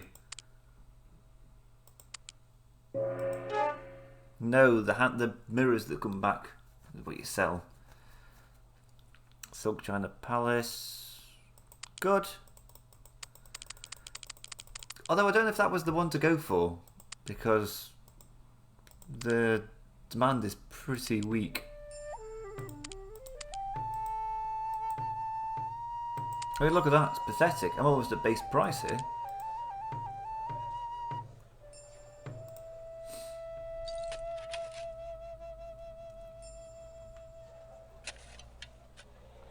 Have you made a profit yet? No.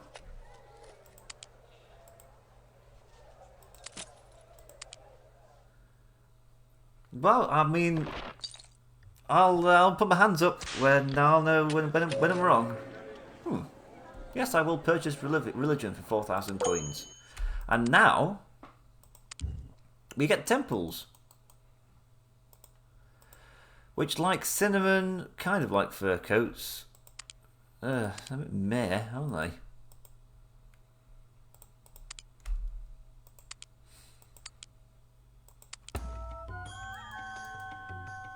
Ooh. But it does make the Eastern AG really want cinnamon. Really want fur coats. Okay, I'm a little disappointed with the temples so far, but I imagine there's some wonderful luxury goods that they want later on. Ooh, let's follow you for a bit. Mirrors China. Famine relief. A mirrors famine.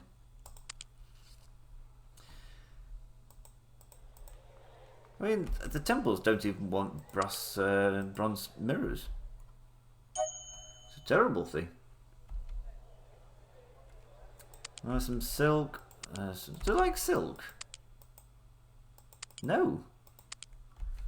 What a waste. Oh well. Oh yes, that's 2,000 there. And another 2,000 there. And there's room to sell another bronze hand mirror. Mirrors China Palace. These people are making me quite a bit of money. They've got a lot of badges. But what I'm not seeing is money in my pocket.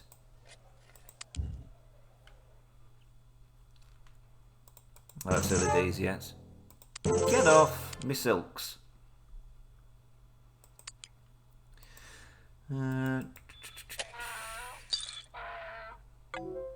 Yeah, get out. I don't know why you came back. So if you sell your mirrors there, get out.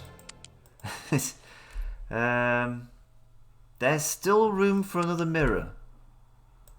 Although I've got a feeling that demand is going to start getting a bit satiated.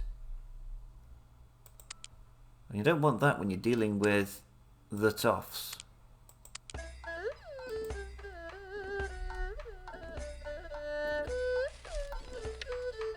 He's on his way to Merv. He's not made much of a profit yet, but then again he's not sold anything.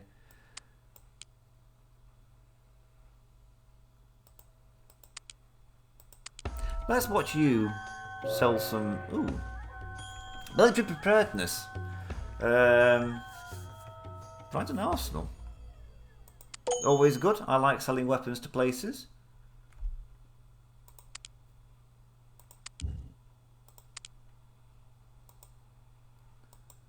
They're like brass lamps and cotton cloth. I'm hoping there's some wonderful technology later on that makes all these demand buildings actually worth the 9,000 that are spent on them.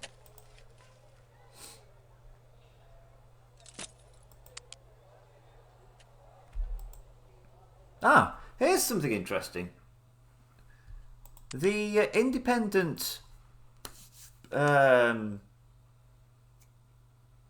operators do eventually catch up with your own. So when you buy brass working, for instance, if you're the richest player, it gets offered to you first, and then you buy it and you get exclusive use of it for a time, and then eventually the patent runs out. And I assume when the patent runs out and all the other players can use the good, then your independent traders can finally start to use them. What you can also do is you can also sell the license to other players. That's nice. It's very nice considering that one of them's Cinnamon. Cinnamon sells for 367.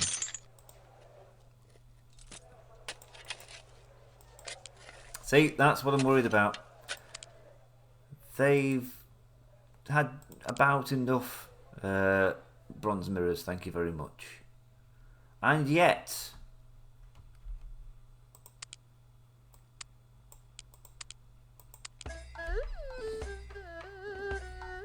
oh, he's got a while to go yet.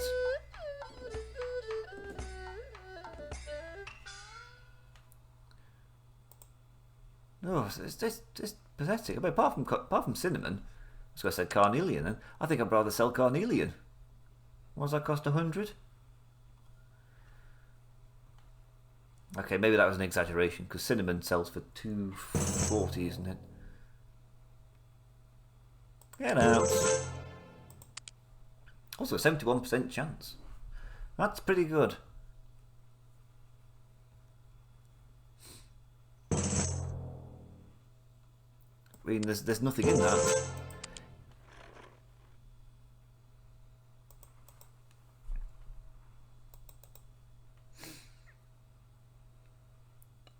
I wonder, now that I've got military preparedness, do the barracks now produce troops? Let's find out. No, they just demand stuff.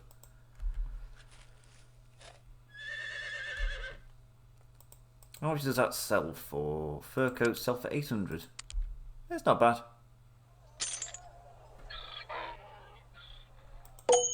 What do you do? A new commodity incense is demanded by Academy, Palace and Temple. Academy? I don't remember getting any of those. Bronze hand mirrors, there's demand. There's not demand. I'm getting worried. Now, tell me about incense.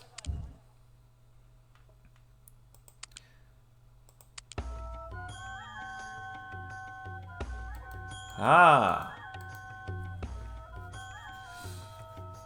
That solves my over supply problem. The cinnamon root or the furze root can now pick up incense instead.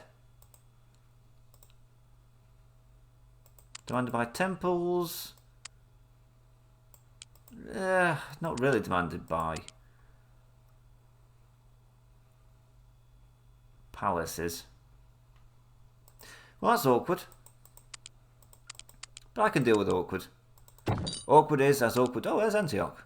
Awkward is as awkward does.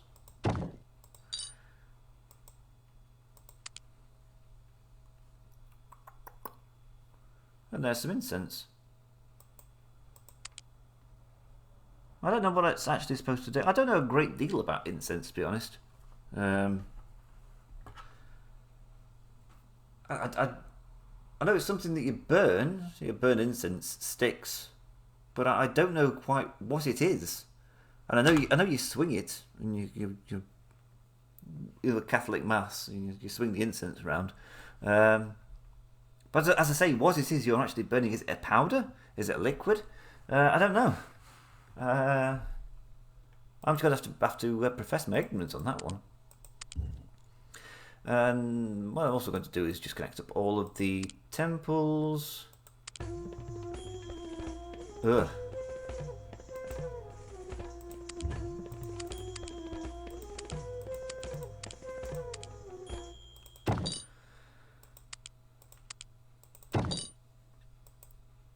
I mean, I do like cinnamon.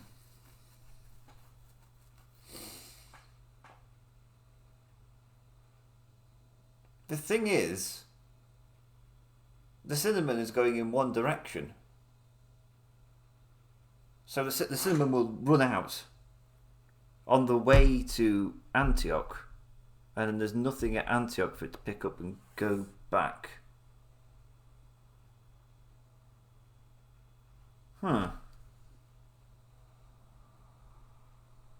What am I talking about? I could have two. I could have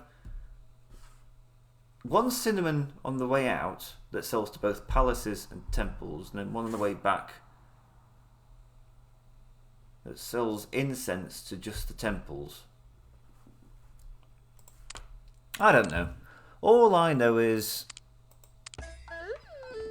markets next to all of the temples is a good idea.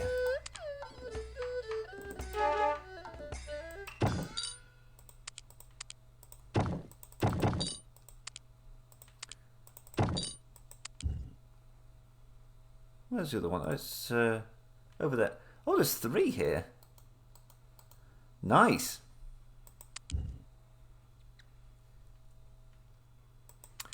They haven't produced anything though.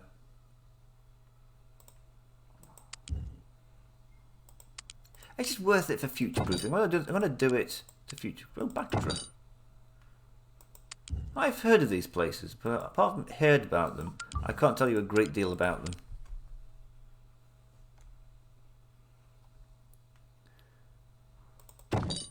Kokand. Again, I've heard of Kokand. I think I might have built it. Probably a civilization. I do tend to apparently fall back on civilization. It was the first strategy game series I remember playing. It really is as well. My dad brought back the for the Amiga, the Commodore Amiga. I think it came in 4 floppy disks, and you had to keep on changing the floppy disks each time you spoke to a world leader, because that's where the music was stored. Happy days. And we had a bugged version, so I never got to see what Frederick the Great looked like. He just bugged out and just looked like the various sprites of different leaders, which kind of looked like a signpost actually. So I had no idea what Frederick the Great looked like until probably my adolescence, which is when all boys learn when Frederick the Great, what Frederick the Great looks like. Have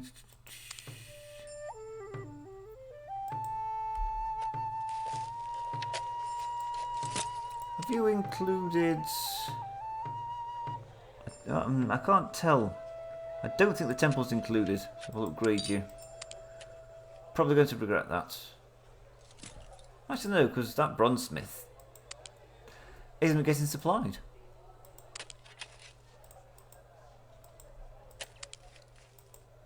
But I don't mind that, because that temple is just helping to fortify demand.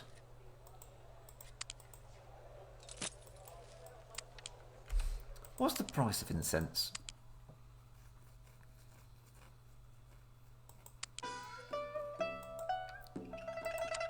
Thought has occurred to me as well.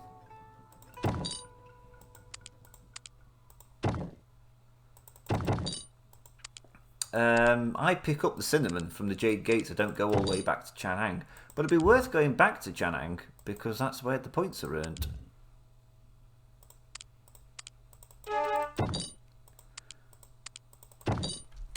I'll tell you what.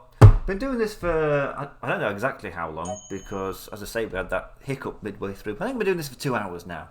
And I need a strategy session. So I'll have a powwow and see what we make of it. I'm thinking have a cinnamon incense route, because you get cinnamon from here.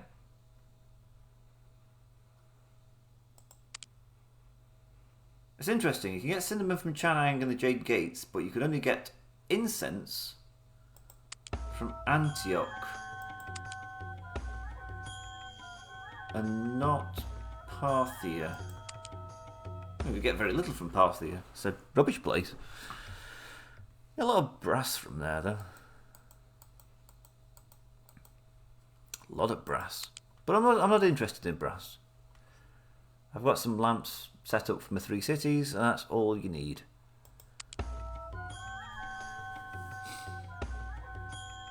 This music sounds familiar, but I can't think what region of what scenario it's used. I'm still none the wiser as to where exactly this is supposed to be.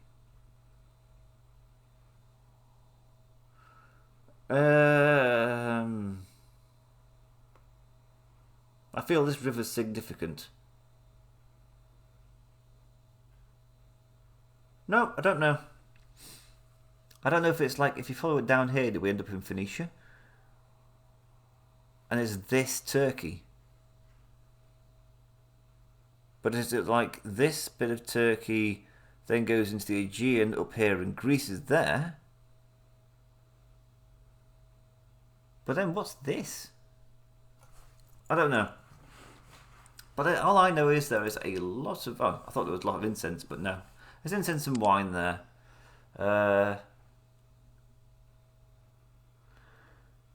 So you can have domestic incense. Because you may as well make some money while you're at it.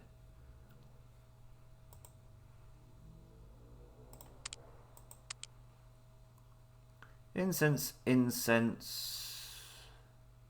Pick up some more incense.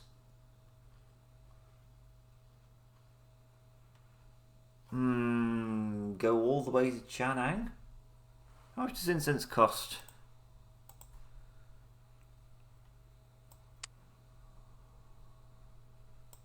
$200. And cinnamon is $220.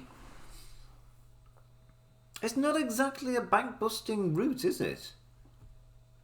Cinnamon one side, incense the other. I'm going to need a strategy session. So yeah, I'm going to call it here for this video. And I hope you've enjoyed it. The slight mishap in the middle. Accepting. Yes, I will go with that. And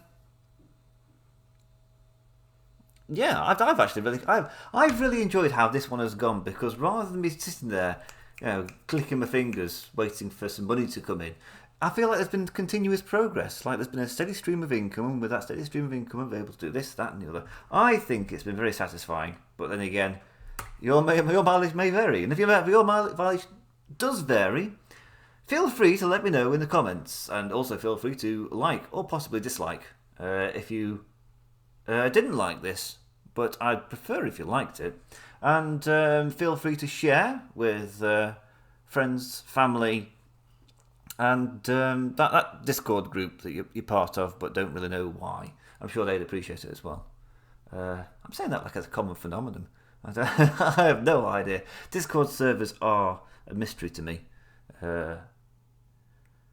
Well, a mystery that I sometimes partake in, but I don't know anything about them.